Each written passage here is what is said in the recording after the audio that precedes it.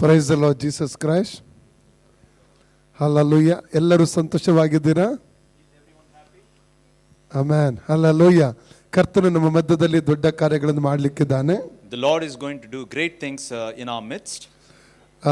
ನಾನು ಮೊಟ್ಟ ಮೊದಲಾಗಿ ತಂದೆ ಮಗ ಪವಿತ್ರಾತ್ಮನಿಗೆ ವಂದನೆ ಹೇಳ್ತಾನೆ ನಿಮ್ಮ ಮಧ್ಯದಲ್ಲಿ ಕರ್ಕೊಂಡು ಬಂದದಕ್ಕಾಗಿ. First of all, I thank the Father, the Son and the Holy Spirit for bringing me in your midst. ಎರಡನೇದಾಗಿ ಪಾಸ್ಟರ್ ಮ್ಯಾಕ್ಸ್ ಅವರಿಗೂ ಪಾಸ್ಟರ್ ಲೆಸ್ಲಿಗೂ ಇಲ್ಲಿರುವಂತ ಎಲ್ಲರಿಗೂ ನನ್ನ ವಂದನೆಗಳು. And secondly, my greetings to Pastor Max, Pastor Leslie and everyone who is here. ಕರ್ತನಾದ ಯೇಸು ಸ್ವಾಮಿಯನ್ನು ಬಿಟ್ಟು ನಾವು ಏನು ಮಾಡಲಿಕ್ಕೆ ಸಾಧ್ಯವಿಲ್ಲ. Without the Lord Jesus Christ we cannot do anything. ಅದಕ್ಕಾಗಿ ಕರ್ತನಿಗೆ ಎಲ್ಲ ಮಹಿಮೆ. That is why all glory to the Lord. Hallelujah. ನಾವು ಪ್ರಾರ್ಥನೆಯೊಂದಿಗೆ ಇವತ್ತಿನ ವಾಕ್ಯಗಳನ್ನು ನಾವು ಧ್ಯಾನ ಮಾಡಲಿಕ್ಕೆ ಹೋಗುವ. Let us begin with the prayer and then we will meditate on the word of God. ಕರ್ತನ ಸಾನ್ನಿಧ್ಯ ನಮ್ಮ ಮಧ್ಯದಲ್ಲಿ ಆತನು ಬಿಡ್ಲಿಕ್ಕೆ ಮಾಡಲಿಕ್ಕೆ ಹೋಗುತ್ತಾನೆ. The presence of the Lord is going to bring us deliverance. ಪ್ರೀತಿ ಸ್ವರೂಪನಾದ ನಮ್ಮ ಪರಲೋಕದ ತಂದೆಯೇ, ಯೇಸುವಿನ ನಾಮದಲ್ಲಿ ಪವಿತ್ರಾತ್ಮನ ಸಹಾಯದೊಂದಿಗೆ ನಿನ್ನ ಪಾದ ಪೀಠಕ್ಕೆ ನಾವು ಬಂದಿದ್ದೇವೆ. ಈ ಒಳ್ಳೆಯ ಸಮಯಕ್ಕೋಸ್ಕರ ಸ್ತೋತ್ರಪ್ಪ. ಈ ಸಭೆಗಾಗಿ ಸ್ತೋತ್ರ. ಕೂಡಿ ಬಂದಂತ ಎಲ್ಲ ನಿನ್ನ ಮಕ್ಕಳಿಗೋಸ್ಕರವಾಗಿ ಸ್ತುತಿ ಸ್ತೋತ್ರ ಘನತೆ ಮಾನ ಮಹಿಮೆ ಸಲ್ಲಿಸುತ್ತಾ ಇದ್ದೇನಪ್ಪ. ನಿನ್ನ ಜೀವಳ ವಚನಗಳ ಮೂಲಕವಾಗಿ ನಮ್ಮೆಲ್ಲರ ಜೊತೆಯೊಂದಿಗೆ ನೀನು ಮಾತನಾಡಬೇಕೆಂಬುದಾಗಿ ಕರ್ತನೆ ಕೇಳಿಕೊಳ್ತಾನೆ. ವಚನಗಳು ಬಿಡುಗಡೆ ತರುವಂತದ್ದಾಗಿದೆ. ಯೇಸುವಿನ ಹೆಸರಲ್ಲಿ ತಂದೆಯೇ, ಆಮೆನ್. ಹಲ್ಲೆಲೂಯಾ. ನಾನು ದೇವರ ವಾಕ್ಯದ ವಿಶೇಷತೆಯ ಮೂಲಕ ನಿಮ್ಮೊಟ್ಟಿಗೆ ಮಾತಾಡಲಿಕ್ಕೆ ಇಷ್ಟಪಡ್ತೇನೆ. I would like to speak on the word of God, the speciality on the word of God. ದೇವರ ವಾಕ್ಯದ ಮಹತ್ವವನ್ನು ನಾವು ದೇವರ ಮಕ್ಕಳಾದ ನಾವು ತಿಳಿದವರಾಗಿರಬೇಕು. We should know the importance of the word of God. Amen. Hallelujah. ದೇವರ ವಾಕ್ಯವು ಕ್ರಿಯೆ ಮಾಡುವಂತದ್ದಾಗಿದೆ. The word of the Lord is creative, it is active. Hallelujah.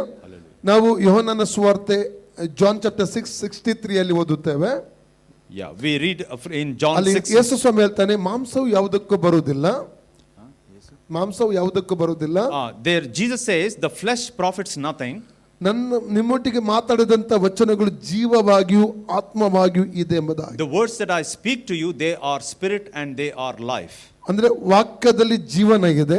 Because there is life in the word of God. ಅದು ಜೀವಿತಗಳನ್ನು ಬದಲಾಯಿಸುವಂತದಾಗಿದೆ. It changes the lives of the people. ಅದು ಆತ್ಮವಾಗಿದೆ. Because it's a spirit. Hallelujah. ನಾನು ವಾಕ್ಯದ ಕೆಲವು ವಿಶೇಷತೆಗಳ ಕುರಿತು ಬಗ್ಗೆ ಮಾತಾಡಲಿಕ್ಕೆ ಇಷ್ಟಪಡ್ತೇನೆ. I would like to speak on the characteristics of the word of God. Hebrew chapter 4:12 ಅಲ್ಲಿ ಓದುತ್ತೇವೆ. When we read Hebrews chapter 4:12, ಅಲ್ಲಿ ಮೊಟ್ಟ ಮೊದಲು ಹೇಳುವಂತ ದೇವರ ವಾಕ್ಯವು ಅದು ಸಜೀವವಾದದ್ದು ಎಂಬುದಾಗಿ. It says that the word of God is alive. ಸಜೀವವಾದದ್ದು ಅಂದ್ರೆ ಜೀವ ಉಳ್ಳದ್ದೆಂಬುದಾಗಿ ಅರ್ಥ. Because it has life. ಕಾರಣ ವಾಕ್ಯ ಅದು ಕರ್ತನಾದ ಯೇಸು ಸ್ವಾಮಿ ಆಗಿದ್ದಾನೆ. The word is Jesus himself. Revelation chapter 19 ನಾವು 13 ವರ್ಷದಲ್ಲಿ ಓದುವುದಾದರೆ, in Revelation 19:13, ಯೇಸು ಸ್ವಾಮಿ ಕೊಡಲ್ಪಟ್ಟಂತ ಒಂದು ಹೆಸರಾಗಿದೆ ದೇವರ ವಾಕ್ಯ ಎಂಬುದಾಗಿ. The name of the Lord Jesus Christ is given as word of God. Hallelujah.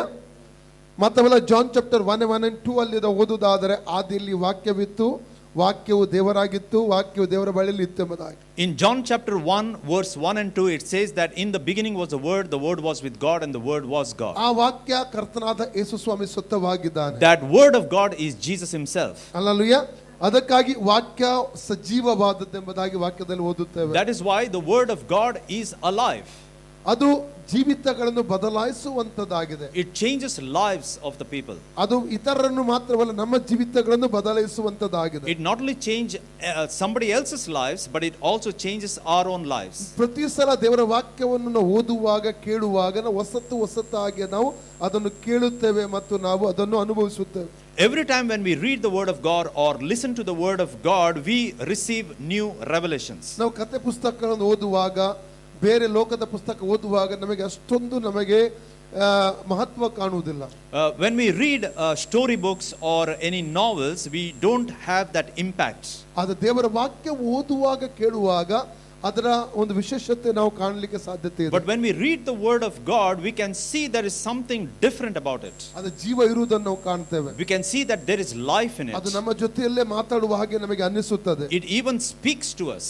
Hallelujah. Hallelujah. ಎರಡನೇದಾಗಿ ಅದೇ ವಾಕ್ಯ ಹಿಬ್ರೂ ಚಾಪ್ಟರ್ 4:12 ಅಲ್ಲಿ ಓದುತ್ತೇವೆ. And secondly, Hebrews chapter 4:12 says, ದೇವರ ವಾಕ್ಯವು ಕಾರ್ಯ ಸಾಧಕವಾದದ್ದು. The word of God ಕ್ರಿಯೆ ಮಾಡುವಂತದ್ದು is it works. ಕ್ರಿಯೆ ಮಾಡುವಂಥದ್ದು, ಕಾರ್ಯ ಸಾಧಕವಾದದ್ದು. It's active. Active Yeah, it's active. Example ಹೇಳಬೇಕಾದ್ರೆ, To give you an example, ಅದು ಬೇರೆ ಬೇರೆ ಕಾರ್ಯಗಳನ್ನು ಮಾಡಲಿಕ್ಕೆ ಶಕ್ತಿ ಉಳ್ಳದಾಗಿದೆ. it is able to perform different types of works. ಅಲ್ಲಲ್ವಿಯ Hallelujah. ನಾವು 107 Psalms verses 20 ಹೇಳ್ತದೆ, Psalm 107 verse 20 says, ಆತನು ತನ್ನ ವಚನವನ್ನು ದೂತನ ನೆಮ್ಮತೆ ಕಳಿಸಿ ಅವರಿಗೆ ಸೌಖ್ಯ ಕೊಟ್ಟನು. it says that the word of God was sent to the angels and gave life. Angel ಹಾಗೆ ಕಳಿಸಿ ತನ್ನ ವಾಕ್ಯ. The word of God was sent through the angels to. Angel ವಾಕ್ಯದ ಹಾಗೆ ಏಂಜಲ್ ಹಾಗೆ ವಾಕ್ಯವನ್ನು ಕಳಿಸಿದ. ವಾಕ್ಯ ಓದಿ 20. Okay. He sent his word and healed them and delivered them from their destructions. Yeah, word is.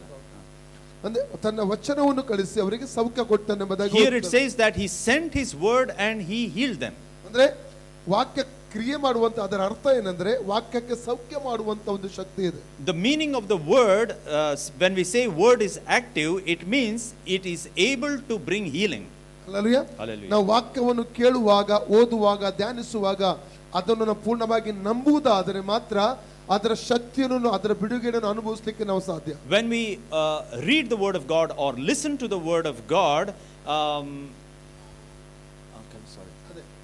ಅದರ ಶಕ್ತಿಯನ್ನು ಹೇಗೆ ಅನುಭವಿಸಲಿಕ್ಕೆ ಸಾಧ್ಯ ಅಂದ್ರೆ ಅದು ನಂಬಬೇಕು ನಾವು ವಾಕ್ಯವನ್ನು. Yeah, only when we believe in the word of God that we are reading or we are listening, only then it will do its work. ನಂಬದಿದ್ದರೆ ನಾವು ಅದರ ಶಕ್ತಿಯನ್ನು ಅನುಭವಿಸಲಿಕ್ಕೆ ಸಾಧ್ಯವಿಲ್ಲ. If we do not believe the word, then we cannot experience the power of the word of God. For example, 1 Peter 2:24 ಹೇಳುತ್ತದೆ, ಯೇಸು ಕ್ರಿಸ್ತನ ಬಾಸುಂಡೆಗಳ ಮೂಲಕ ಗುಣವಾಯಿತು ಎಂಬುದಾಗಿ. For example, 1 Peter 2:24 says that by the stripes of Jesus we are healed. Hallelujah. Hallelujah. ಅದು ನಂಬಿದ್ರೆ ಮಾತ್ರ ಬಿಡುಗಡೆಯನ್ನು ಅನುಭವಿಸಲಿಕ್ಕೆ ಸಾಧ್ಯ. Only if we believe that word, it can bring deliverance in our lives. ಇಲ್ಲದ್ರೆ ಖಾಲಿ ಕೇಳಿಕೊಂಡು ನಾವು ಮನೆಗೆ ಹೋಗ್ಲಿಕ್ಕೆ ಹೋಗ್ತೇವೆ ನಾವು. Otherwise, if we will only be listening to the word of God and we'll be going home. ವಾಕ್ಯಕ್ಕೆ ನಾವು ಅವಕಾಶ ಮಾಡಿಕೊಡಬೇಕು ನಮ್ಮ ಹೃದಯದಲ್ಲಿ. We need to give opportunity for the word of God to work in us. ನಾನು ಕೆಲವು ಸಮಯದಿಂದ ಹೇಳಿರಬಹುದು, ಒಂದು ಚರ್ಚಲ್ಲಿ ಒಂದು ಪಾಸ್ಟರ್ ದೇವರ ವಾಕ್ಯ ಕೊಡ್ತಾ ಇದ್ರು.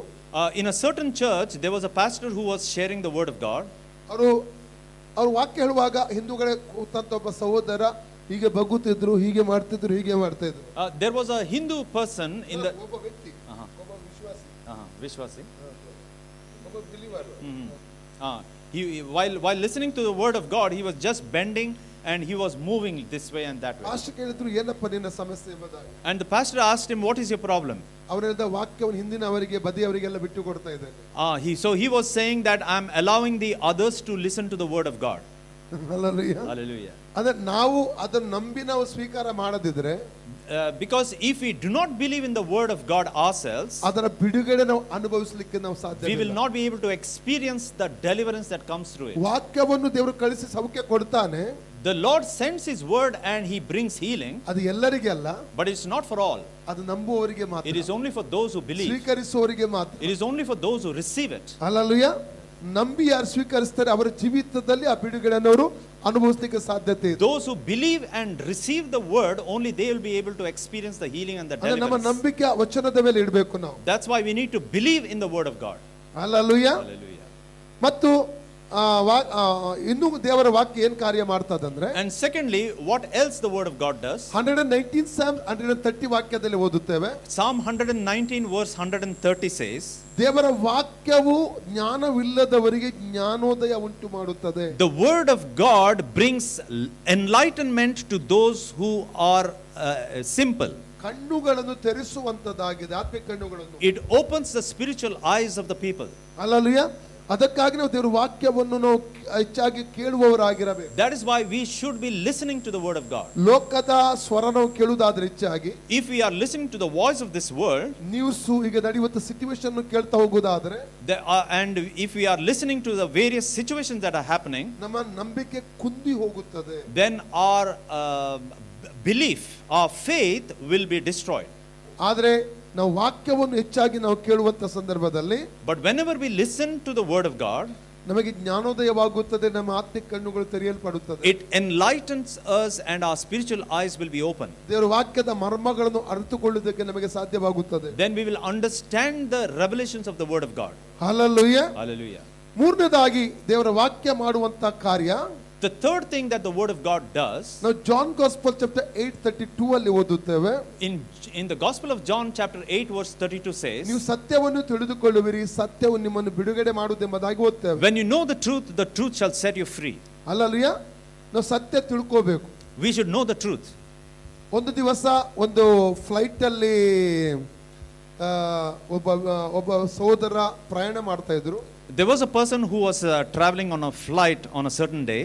ಅವರ ಬದಿಯಲ್ಲಿ ಒಬ್ಬ ವಿಶ್ವಾಸಿ ಸಹೋದರ ಕೂಡ ಪ್ರಯಾಣ ಮಾಡ್ತಾ ಇದ್ದ. And there was a person next to him who was a believer. ಈ ಸಹೋದರ ಫಸ್ಟ್ ಟೈಮ್ ಫ್ಲೈಟ್ ಅಲ್ಲಿ ಪ್ರಯಾಣ ಮಾಡ್ತಾ ಇದ್ದಾರೆ. But this person was traveling on the flight for the first time. Air hostess ತರುವಂತಹ ಪ್ರತಿಯೊಂದು ಆಹಾರವನ್ನು ಅವರು ಬೇಡ ಅಂತ ನಿರಾಕರಿಸ್ತಿದ್ರು. And whenever the air hostess used to bring any food item, he used to say no.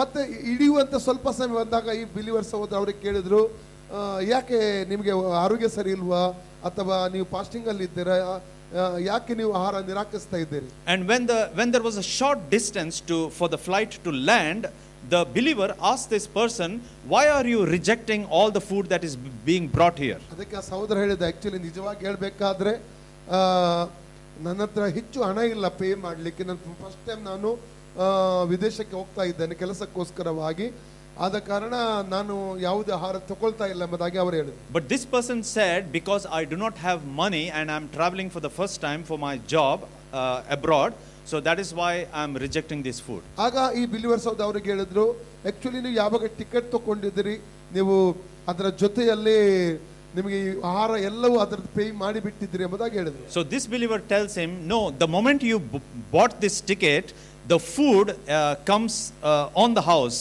along with the ticket. ಮತ್ತೆ ಈ ಆಹಾರಕ್ಕೆ ಹೆಚ್ಚು ಹಣವನ್ನು ನೀವು ಕೊಡುವಂತ ಅವಶ್ಯಕತೆ ಇಲ್ಲ. And you don't need to pay any money for this food.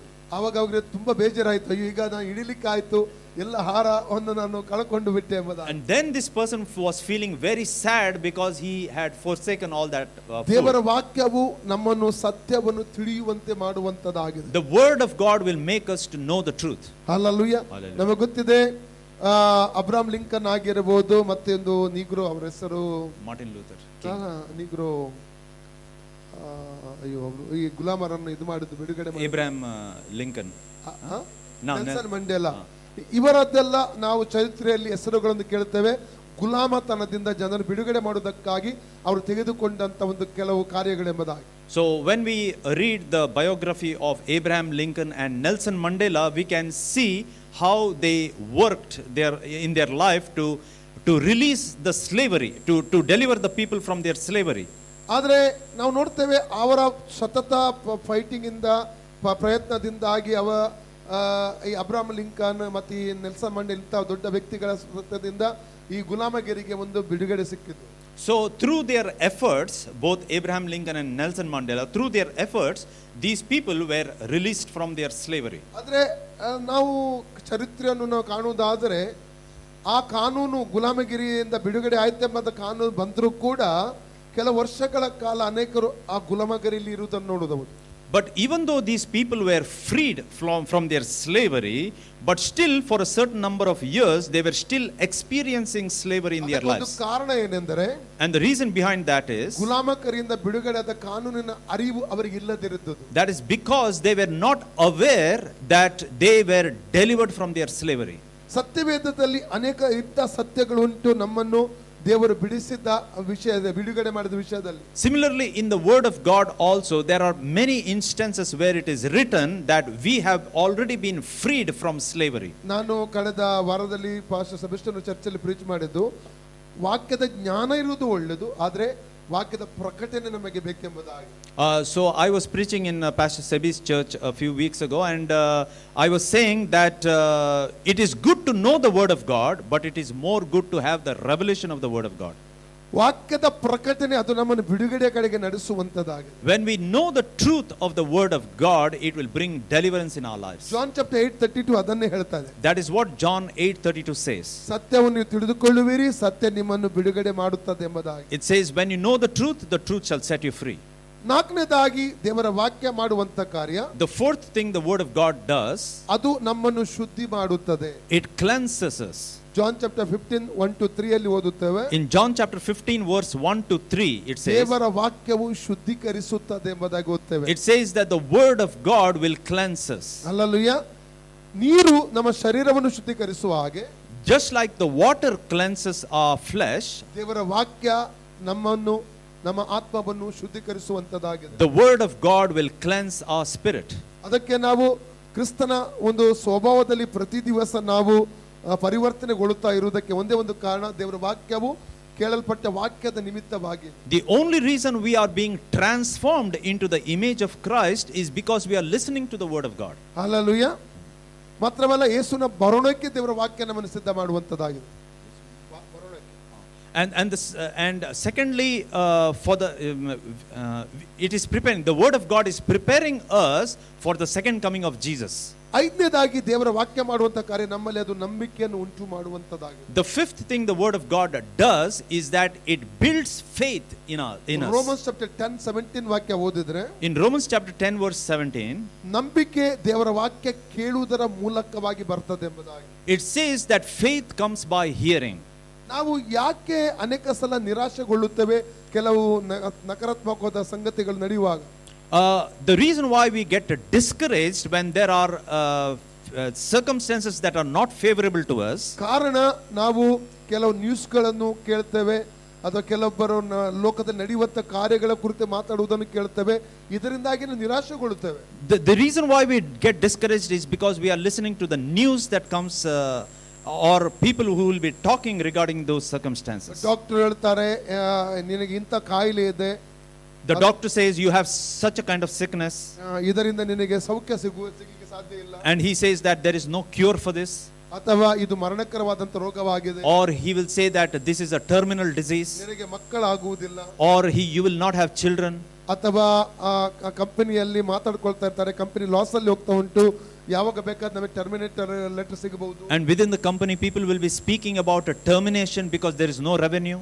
ಈ ಎಲ್ಲ ಕೆಲವು ಪರಿಸ್ಥಿತಿಗಳ ಕುರಿತಾಗಿ ನಾವು ಕೇಳ್ತಾ ಇರ್ತೇವೆ. So this is when we listen to these such kind of circumstances, ವಾಕ್ಯ ಕೇಳುವುದಿಲ್ಲ, we are not listening to the word of God. ಅದರಿಂದಾಗಿ ನಮ್ಮಲ್ಲಿ ಒಂದು ನಕಾರಾತ್ಮಕವಾದ ಒಂದು ಸಂಗತಿ ಅಂದ್ರೆ ಏನ್ ಹೇಳ್ತಾರೆ, ಒಂದು ಭಾವನೆ ಒಳಗಡೆ ಅದು ಬಿಲ್ಡಪ್ ಆಗ್ತಾ ಇರ್ತದೆ. That is why we feel discouraged.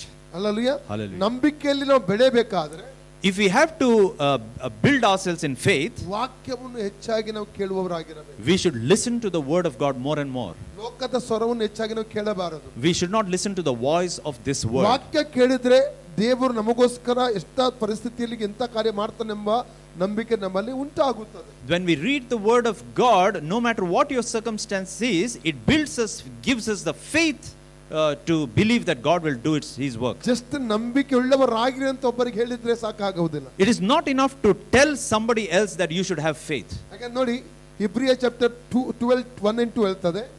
In Hebrews chapter 12 chapter 1 and 2 verse. Yeah, in Hebrews chapter 12 verse 1 and 2, ಇಷ್ಟು ಮಂದಿ ಸಾಕ್ಷಿಗಳು ಮೇಘದೋಪಾದಿಯಲ್ಲಿ ನಮ್ಮ ಸುತ್ತಮುತ್ತಲು ಇರುವುದರಿಂದ, it says that there is a cloud of witnesses. ನಮಗೆ ಅಭ್ಯಂತರ ಮಾಡುವ ಭಾರವನ್ನು ಹತ್ತಿಕೊಳ್ಳುವ ಪಾಪವನ್ನು, Okay, every sin which does beset us, ತೆಗೆದು ಬಿಟ್ಟು ನಂಬಿಕೆಯನ್ನು ಹುಟ್ಟಿಸುವನು ಪೂರೈಸುವನು ಆದಂತ ಯೇಸುವಿನ ಮೇಲೆ ದೃಷ್ಟಿಟ್ಟು ನಮಗೆ ನೇಮಕವಾದ ಓಟವನ್ನು ಸ್ಥಿರಚಿತ್ತದಿಂದ ಓಡೋಣ. So Jesus, he focused his way to remove our sin. Yeah. ದೇವರ ವಾಕ್ಯ ಕ್ರಿಸ್ತನನ್ನು ದೃಷ್ಟಿಸುವಂತೆ ಮಾಡುತ್ತದೆ. The word of God will make us to focus on Jesus. Hallelujah. Hallelujah. ಲೋಕದ ಮಾತುಗಳು ಅಥವಾ ಲೋಕದ ಒಂದು ನ್ಯೂಸ್ಗಳು ನಮ್ಮನ್ನು ಸಿಚುವೇಶನ್ ಅನ್ನು ನೋಡುವಂತೆ ಮಾಡುತ್ತದೆ. The words of the people of this world or the words of the news will make us to look at our natural circumstances. ನಮ್ಮ ಕುಲೀಗ್ಸ್ ಆಗಿರಬಹುದು, ನಮ್ಮ ನೇಬರ್ಸ್ ಆಗಿರಬಹುದು, ನಮ್ಮ ಫ್ರೆಂಡ್ಸ್ ಆಗಿರಬಹುದು, ನಮ್ಮ ಸಂಬಂಧಿಕರಾಗಿರಬಹುದು, they could be our colleagues, they could be our neighbors, they could be our relatives, ಅಥವಾ doctors ಆಗಿರಬಹುದು, or could be doctors, lawyers ಆಗಿರಬಹುದು, lawyers. ಇವರು ನಮ್ಮನ್ನು ಸಿಚುವೇಶನ್ ಅನ್ನು ನೋಡುವಂತೆ ಮಾಡುತ್ತಾರೆ. So these people, when they talk, they will make us to look at our circumstances. ಅದರಿಂದ ಇನ್ನೂ ನಾವು ಕುಗ್ಗಿ ಹೋಗುತ್ತೇವೆ. And that is why we get so discouraged. ನಮ್ಮ ನಮ್ಮಲ್ಲಿ ಕಳವಳ ಉಂಟಾಗುತ್ತದೆ. That's why we panic. ಪ್ರಾಬ್ chapter 12:25 ಏನು ಹೇಳ್ತದೆ? Proverbs 12:25 says, ಕಳವಳವು ಮನಸ್ಸನ್ನು ಕುಗ್ಗಿಸುತ್ತದೆ. when you have panic, it demoralizes you. Hallelujah. Hallelujah. ಕಳವಳ ಹೇಗೆ ಬರ್ತದೆ? How do you panic? ಈ ಲೋಕದ ಮಾತುಗಳನ್ನು ಕೇಳುವುದರ ಮೂಲಕ. Because we are listening to the voice of this world. ದೇವರ ವಾಕ್ಯವನ್ನು ಕೇಳಿದ್ರೆ When we listen to the word of God, ಅದು ಕ್ರಿಸ್ತನನ್ನು ದೃಶ್ಯಿಸುವಂತೆ ಮಾಡ್ತದೆ. it makes us to focus on Jesus. ಎಷ್ಟೇ ನೆಗೆಟಿವ್ ಸಂಗತಿ ಇದ್ರು No matter how much a bad situation is, ಆಗುವುದಕ್ಕೆ ಸಾಧ್ಯವೇ ಇಲ್ಲ ಎಂಬುದಾಗಿರುವಂತ ಸ್ಥಿತಿ ಇದ್ರು, even if your situation seems impossible, ನಂಬಿಕೆಯಲ್ಲಿ ನಿಲ್ಲುತ್ತೇವೆ. we will still walk by faith. ಅದು ದೇವರ ವಾಕ್ಯ ಆ ರೀತಿಯ ನಂಬಿಕೆ ನಮ್ಮಲ್ಲಿ ಉಂಟು And ಮಾಡುತ್ತದೆ. that is what the word of God does. It builds our faith. ಅದಕ್ಕೆ ಹೆಚ್ಚು ನಾವು ದೇವರ ವಾಕ್ಯವನ್ನು ಕೇಳುವವರಾಗಿರಬೇಕು. And that is why we should listen to the word of God more and more. ಲೋಕದ ಸ್ವರಕ್ಕೆ ನಮ್ಮ ಕಿವಿಯನ್ನು ಮುಚ್ಚಬೇಕು. We should close our ears to the voice of this world. Hallelujah. Hallelujah. ಹಾಗಾದ್ರೆ ಐದನೇದಾಗಿ ದೇವರ ವಾಕ್ಯವು ನಂಬಿಕೆಯನ್ನು ಉಂಟು ಮಾಡುತ್ತದೆ ಎಂಬುದಾಗಿ ನಾವು ಓದುತ್ತೇವೆ. So the fifth thing that we saw is that the word of God will build our faith. ಆರನೇದಾಗಿ ದೇವರ ವಾಕ್ಯ ಸೃಷ್ಟಿ ಮಾಡುತ್ತದೆ. The sixth thing the word of God does is that it creates. Hebrew chapter 11:3 ಅಲ್ಲಿ ಅದನ್ನು ಓದಬಹುದು. We can see that in Hebrews chapter 11 verse 3. ಅಲ್ಲಿ ಹೇಳ್ತಾರೆ ಲೋಕಗಳು ದೇವರ ಮಾತಿನಿಂದ ಸೃಷ್ಟಿಯಾದವು ಎಂಬುದಾಗಿ ಬರೆಯಲ್ಪಟ್ಟಿದೆ. It says that through the word of God this entire universe was created. This world was Hallelujah. created. ನಾವು ರೋಮನ್ಸ್ ಚಾಪ್ಟರ್ 4:17 ವಾಕ್ಯ ಓದಿದ್ರೆ When we read Romans chapter 4 verse 17, ಅಲ್ಲಿ ಅಬ್ರಹಾಮನ ನಂಬಿಕೆಯ ಕುರಿತಾಗಿ ಹೇಳುವಂತ ವಾಕ್ಯವಾಗಿದೆ. here it talks about the faith of Abraham. ಅಲ್ಲಿ ಎರಡು ವಿಷಯಗಳು ಉಂಟು. So there are two things mentioned there. ಒಂದನಾಗಿ ದೇವರು ಇಲ್ಲದನ್ನು ಇರುವುದಾಗಿ ಕರೆಯುವಂತ ದೇವರು. First of all, God calls those things which do not exist. ಎರಡನೇದಾಗಿ ಸತ್ತದಕ್ಕೆ ಜೀವವನ್ನು ಕೊಡುವ ದೇವರು ಎಂಬುದೇ The ಬರೆಯಲ್ಪಟ್ಟಿದೆ. second thing is God gives life to the dead. ಎರಡು ವಿಷಯ ಉಂಟು. There are two things. ಇಲ್ಲದನ್ನು ಇರುವಂತೆ ಕರೆಯುವಂತ The ದೇವರು. first thing is God calls those things which do not exist. ಇಲ್ಲದನ್ನು ಇರುವುದಾಗಿ ಹೇಗೆ ಕರೀಲಿಕ್ಕೆ ಸಾಧ್ಯ? And how is it possible to call those things which do not exist? ದೇವರ ವಚನದ ಮೂಲಕ ಸೃಷ್ಟಿ ಮಾಡಲಿಕ್ಕೆ ಸಾಧ್ಯ. Because through the word of God, God can create. Hallelujah. Hallelujah. ಒಂದು ನನಗೆ ಗೊತ್ತಿರುವಂತ ಒಂದು ಪಾಸ್ಟರ್ ಇದ್ದಾರೆ, ಅವರು ಕೇರಳದವರು. I know a certain pastor from Kerala. ಅವರು ಈಗಲ್ಲ, ಅದು ಇದು ನಡೆದದ್ದು 20 years ಬ್ಯಾಕ್ ನಡೆದ ಸಂಗತಿ ಇದು. The thing happened 20 years ago. ಅವರಿಗೆ ಎರಡು ಕಿಡ್ನಿಗಳು ಫೇಲ್ ಆಗಿ, ಅವಾಗ ಅವರಿಗೆ 14-15 years ಆಗಿತ್ತು ಅವಾಗ. When he was 14 to 15 years old, both of his kidneys had failed. ಅವಾಗ ಅವರ ತಂದೆ ಪಾಸ್ಟರ್ ಆಗಿದ್ದರು. Then his father was a pastor. Doctor ಹೇಳಿದ್ರು 1 month ಅಲ್ಲಿ ಅವರು ಸತ್ತು ಹೋಗ್ತಾರೆ ಎಂಬುದಾಗಿ. And the doctor had said that this person would die within a month. ಆ ಸಮಯದಲ್ಲಿ ಅವರ ತಂದೆ ಅವರನ್ನು ಬಾಂಬೆಗೆ ಟ್ರೀಟ್ಮೆಂಟ್ಗೋಸ್ಕರ ಕರ್ಕೊಂಡು ಹೋಗಿದ್ರು. So during those days his father took him to Mumbai for treatment. ಅವರು ಬಾಂಬೆಲಿ ಟ್ರೀಟ್ಮೆಂಟ್ ಮಾಡಿ ಡಾಕ್ಟರ್ ಅಲ್ಲಿ ಹೇಳಿದ್ರು ಇನ್ನು ಏನು ಪ್ರಯೋಜನ ಇಲ್ಲ, ಇದು ಲಾಸ್ಟ್ ಸ್ಟೇಜ್ ಅಲ್ಲಿ ಉಂಟು ಮತ್ತು ಸ್ವಲ್ಪ ದಿವಸದಲ್ಲಿ ನೀವು ಸಾಯ್ತು ಎಂಬುದಾಗಿ ತಂದೆಗೆ ಹೇಳಿದ್ರು. So the doctor said, so he is on the last stage, nothing can be done, in a few days he is going to die. ಅವರ ತಂದೆಯಲ್ಲಿ ಒಳ್ಳೆ ನಂಬಿಕೆ ಇತ್ತು. But the father had faith. ಅವರು ಅಲ್ಲಿ ಆಸ್ಪತ್ರೆಯಿಂದ ಬಂದ ನಂತರ ಯಾವ ಹೋಟೆಲ್ ಅಲ್ಲಿ ಅವರು ಇದ್ರು, ಆ ಹೋಟೆಲ್ಗೆ ಬಂದ ನಂತರ ಆ ತಂದೆ ತನ್ನ ಮಗನ ತಲೆ ಮೇಲೆ ಕೈ ಇಟ್ಟು ಅವರು ವರ್ಡ್ ಅನ್ನು ರಿಲೀಸ್ ಮಾಡಿದ್ರು. So when he came out of the hospital, he went to the hotel where he was staying. There he laid his hands on his son and he started proclaiming the scriptures. ಅವರು ಹೇಳ್ತಾರೆ, ಹಿಬ್ರೂ chapter 11:3 ಹೇಳ್ತದೆ, ಲೋಕಗಳು ದೇವರ ಮಾತಿನಿಂದ ಸೃಷ್ಟಿಯಾದವು. He claimed the scripture from Hebrews chapter 11 verse 3 where it says that God created the world through his word. ನನ್ನ ಮಗನಲ್ಲಿ ಹೊಸ ಕಿಡ್ನಿಗಳು ಸೃಷ್ಟಿಯಾಗಲಿ ಎಂಬುದಾಗಿ ಅವರು ಹೇಳಿ ಅವರು ರಿಲೀಸ್ ಮಾಡಿದ್ರು ವರ್ಡ್ ಅನ್ನು. So he said that God shall create new kidneys in my son's life. ಅಲ್ಲಿ ಏನು ನಡೆಯಲಿಲ್ಲ ಅವಾಗ. Nothing happened then. ಅವನು ಇದ್ದ ಹಾಗೆ ಇದ್ದ. He was just as he was. Weak ಇದ್ದ. He was quite weak. ಕಾಲು ಊದಿತ್ತು. And his leg was swollen. ಮುಖ ಸ್ವೆಲ್ಲಿಂಗ್ ಊದಿತ್ತು. And the face was also swollen. ಹಾಗೆ ಅವರು ನೆಕ್ಸ್ಟ್ ಡೇ ಅವರು ತಿರುಗಿ ಕೇರಳಕ್ಕೆ ಹೋಗಬೇಕಾಗಿತ್ತು. And the following day he had to go back to Kerala. ಅವರು ಟ್ರೈನ್ ಅಲ್ಲಿ ಕೂತ್ಕೊಂಡ್ರು. So they sat in a train. Train Poona ಕಡೆಯಿಂದ ಬರ್ತಾ ಇತ್ತು. And the train was passing through Pune. ಆ ಒಂದು ಸಮಯದಲ್ಲಿ ಈ ಸೇವಕರು ಮಲಗಿದ್ರು. And then this pastor was sleeping. The pastor's son was sleeping at that time. ಅವಾಗ ಅವರಿಗೆ ಟ್ರೈನ್ ಅಲ್ಲಿ ಒಂದು ಡ್ರೀಮ್ ಬಂತು. So the father got a dream. The son got a dream while he was sleeping in the train. Dream ಅಲ್ಲಿ ಅನೇಕ ಶರೀರದ ಒಬ್ಬ ವ್ಯಕ್ತಿಯ ಶರೀರದಲ್ಲಿರುವಂತ ಇನ್ನರ್ ಆರ್ಗನ್ಸ್ ಔಟರ್ ಆರ್ಗನ್ಸ್ ಎಲ್ಲ ಉಂಟು. So in a dream he could see the organs of a certain person in his body. ಆದ್ರೆ ಒಂದು ಮಾತ್ರ ಆರ್ಗನ್ ಇಲ್ಲ. There was only one organ which was missing. ಹಾಗಿದೆ ಕಿಡ್ನಿ ಇಲ್ಲ ಅಲ್ಲಿ. Because the kidney wasn't there. ಆ dream ಅಲ್ಲಿ ಇವರಿಗೆ ಒಂದು ಪ್ರಕಟಣೆ ಪರಿಜ್ಞಾನ ಆಯಿತು. ದೇವರಿಗೆ ಕೇಳ್ತಾ ಇದ್ದಾರೆ, ದೇವರೇ ಯೇಸು ಸ್ವಾಮಿ, ಈ ಒಬ್ಬ ವ್ಯಕ್ತಿ ಎಲ್ಲ ಆರ್ಗನ್ ಇಲ್ಲಿದೆ, ಒಂದು ಕಿಡ್ನಿ ಮಾತ್ರ ಇಲ್ಲ ಅಲ್ಲ ಅಂತ ಇವರು ಯೇಸುವಿಗೆ ಡ್ರೀಮ್ ಅಲ್ಲಿ ಕೇಳಿದ್ರು. So within the dream he was asking the Lord, I can see all the organs of the body, but why the kidney isn't there? ಆಗ ಯೇಸು ಸ್ವಾಮಿ ಡ್ರೀಮ್ ಅಲ್ಲಿ ಹೇಳಿದ್ರು, Then the Lord said, ಅದು ಕಿಡ್ನಿ ಇತ್ತು ಮುಂಚೆ ಅಲ್ಲಿ. The Lord said there was a kidney before, ಆದ್ರೆ ಈಗ ಅದು ನಿನಗೆ ಅಳವಡಿಸಲಾಗಿದೆ. but right now it has been deleted. ನಿನ್ನ ಒಳಗಿರುವ ಕಿಡ್ನಿಗಳು ಹೊಸ ಕಿಡ್ನಿಗಳು. And the kidney that you have within you, they are new. ಆ ಡ್ರೀಮ್ ಆದ ಕೂಡಲೇ ಅವರಿಗೆ ಎಚ್ಚರಿಕೆ ಆಯಿತು. And then he woke up from his dream. ತನ್ನ ಕನಸನ್ನು ಜೊತೆ ಇರುವಂತ ತನ್ನ ತಂದೆಯನ್ನು ಎಬ್ಬಿಸಿ ಅವರು ಹೇಳಿದ್ರು, ಹೀಗೆ ಡ್ರೀಮ್ ಇತ್ತು ನನಗೆ ಎಂಬುದಾಗಿ. So as soon as he woke up, he told his father about the dream that he had. ಅದನಂತರ ಅವರ ವೀಕ್ನೆಸ್ ಎಲ್ಲ ನೋಡ್ತಾರೆ, ಸ್ವೆಲ್ಲಿಂಗ್ ಎಲ್ಲ ಹೋಗಿದೆ ಕಾಲಿದ್ದು. And then he looked at his own body and he found out that all the swelling had gone. Swelling ಎಲ್ಲ normal ಇದೆ. The swelling on his face was also gone. ಶರೀರದಲ್ಲಿ ಹೊಸ ಆರೋಗ್ಯ ಬಂದ, ಹೊಸ ಬಲ ಬಂದಾಗಿದೆ, ವೀಕ್ನೆಸ್ ಎಲ್ಲ ಹೋಗಿದೆ. And all the weakness in his body has left. Next ಅವರು ಟೆಸ್ಟ್ಗೆ ಹೋದ ಡಾಕ್ಟರ್ಗೆ ಆಶ್ಚರ್ಯ ಆಯ್ತು. And when he went to the hospital for a test again, the doctor was shocked. ಒಂದು 8 ವರ್ಷದ ಮಗನಲ್ಲಿದ್ದಂತ ಆ ಬ್ರ್ಯಾಂಡ್ ಫ್ರೆಶ್ ನ್ಯೂ ಕಿಡ್ನಿ ಇತ್ತು, ಅದೇ ರೀತಿ ಅವನ 2 ಕಿಡ್ನಿಗಳಿತ್ತು. So the kidneys that in his body was just like an 8 years old boy would have, the same kind of kidneys he had. Hallelujah. Hallelujah.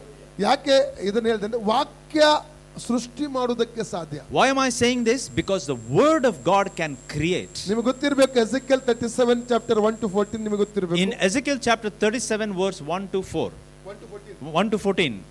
ಒಣ ಎಲುಬುಗಳಂತ ರಾಶಿಯ ಕಡೆಗೆ ಎಜೆಕಿಯಲ್ ಪ್ರಾಫೆಟ್ ಅನ್ನು ದೇವರು ಕರ್ಕೊಂಡು ಬರ್ತಾನೆ. So God is bringing prophet Ezekiel to a place of dry bones.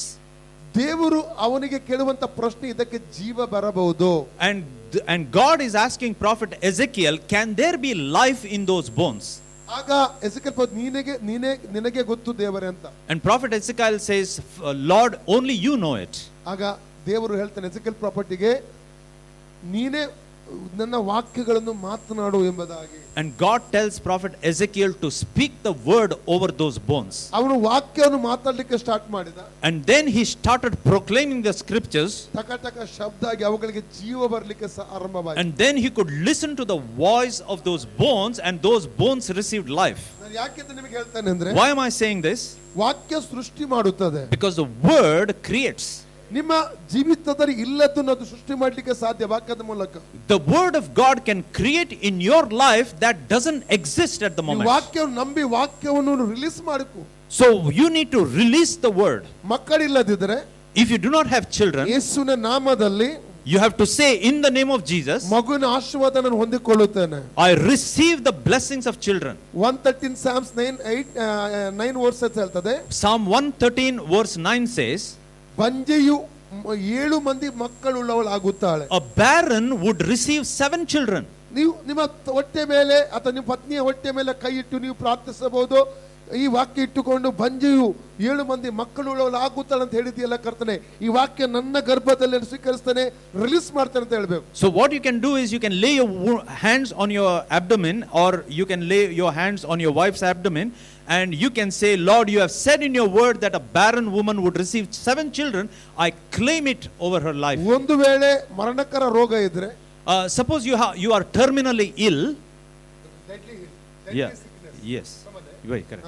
Psalms 91:3 ಹೇಳ್ತದೆ. Psalm 91:3 says, ನಿನ್ನನ್ನು ಬೇಟೆಗಾರನ ಬಲಿಯಿಂದಲೂ ಮರಣಕರ ವ್ಯಾಧಿಯಿಂದಲೂ ತಪ್ಪಿಸುವಾತನು ಆತನೇ. He will deliver you from the snare of the fowler and from the noisome pestilence. Hallelujah. Hallelujah.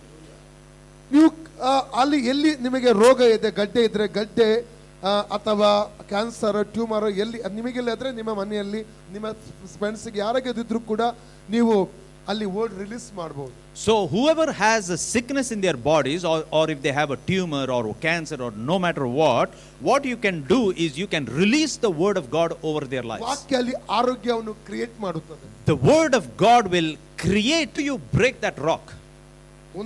ಒಂದೇ ಹೊಡೆತ, ದೊಡ್ಡ ನಮ್ಮಲ್ಲಿ ಬಂಡೆ ಉಂಟಿಲ್ಲ ಮನೆ ಹತ್ರ, ಒಂದೇ ಹೊಡೆತದಲ್ಲಿ ಅದು ತುಂಡಾಗುವುದಿಲ್ಲ. So if you take a hammer and if you try to break it with one shot, it will not break. ಕೆಲವೊಂದಾಗ 8 ಪೆಟ್ಟು ಕೊಡಬೇಕಾಗಬಹುದು. For example, sometimes you might have to hit 8 times, 10 ಪೆಟ್ಟು ಕೊಟ್ಟು ಹಾಕಬೇಕು, or maybe 10 times, 15 ಪೆಟ್ಟು ಕೊಡಬೇಕು, 15 times. ಆದ್ರೆ ಬಂಡೆ ಹೊಡಿತದೆ.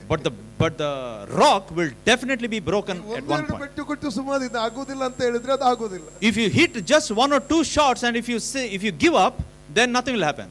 Hallelujah. Hallelujah. ಎಕ್ಲೇಶಿಯಾ 11:5 versus ಓದಿ. Ecclesiastes chapter 11 verse 5. ಈ ವಾಕ್ಯ ನಾನು ಎಲ್ಲಿ ಹೇಳಿದೆ ಮೊನ್ನೆ? I shared this somewhere. ಅದು ಹೇಳ್ತದೆ, ಗರ್ಭಿಣಿಯ ಹೊಟ್ಟೆಯಲ್ಲಿ ಮಗುವಿನ ಎಲುಬು ಬೆಳೆಯುವಂತ ರೀತಿ ನಮಗೆ ಗೊತ್ತಾಗೋದಿಲ್ಲ. It says that the growth of a child in the womb no one knows.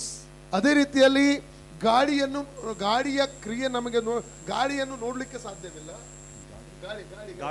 Similarly, we cannot see the air or the wind.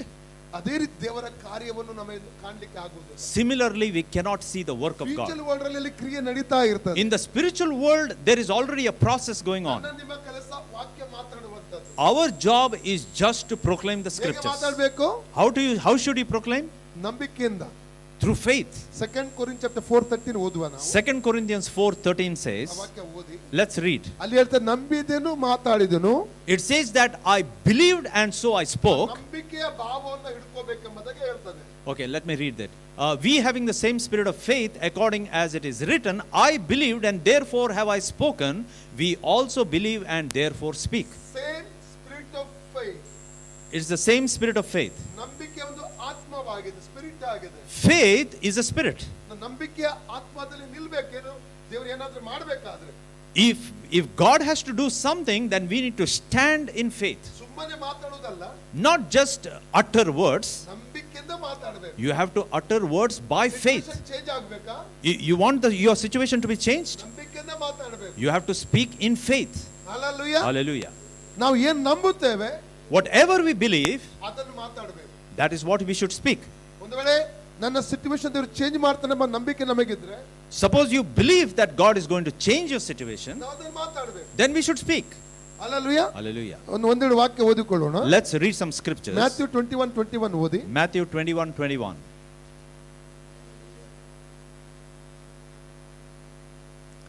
Jesus answered and said unto them, Verily I say unto you, if you have faith and doubt not, you shall not only do this. No, if you have faith and doubt not.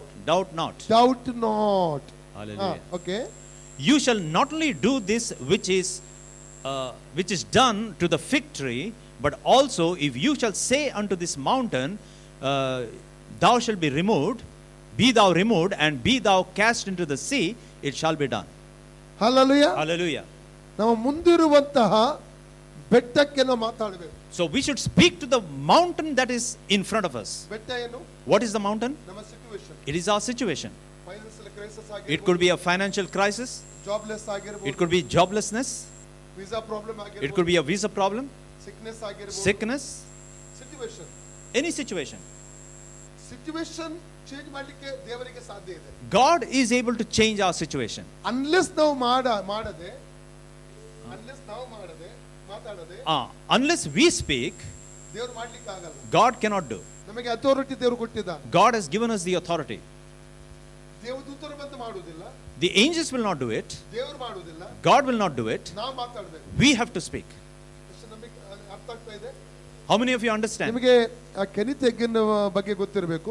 You must be knowing about Kenneth Hagin. Great man of God. Great man of God.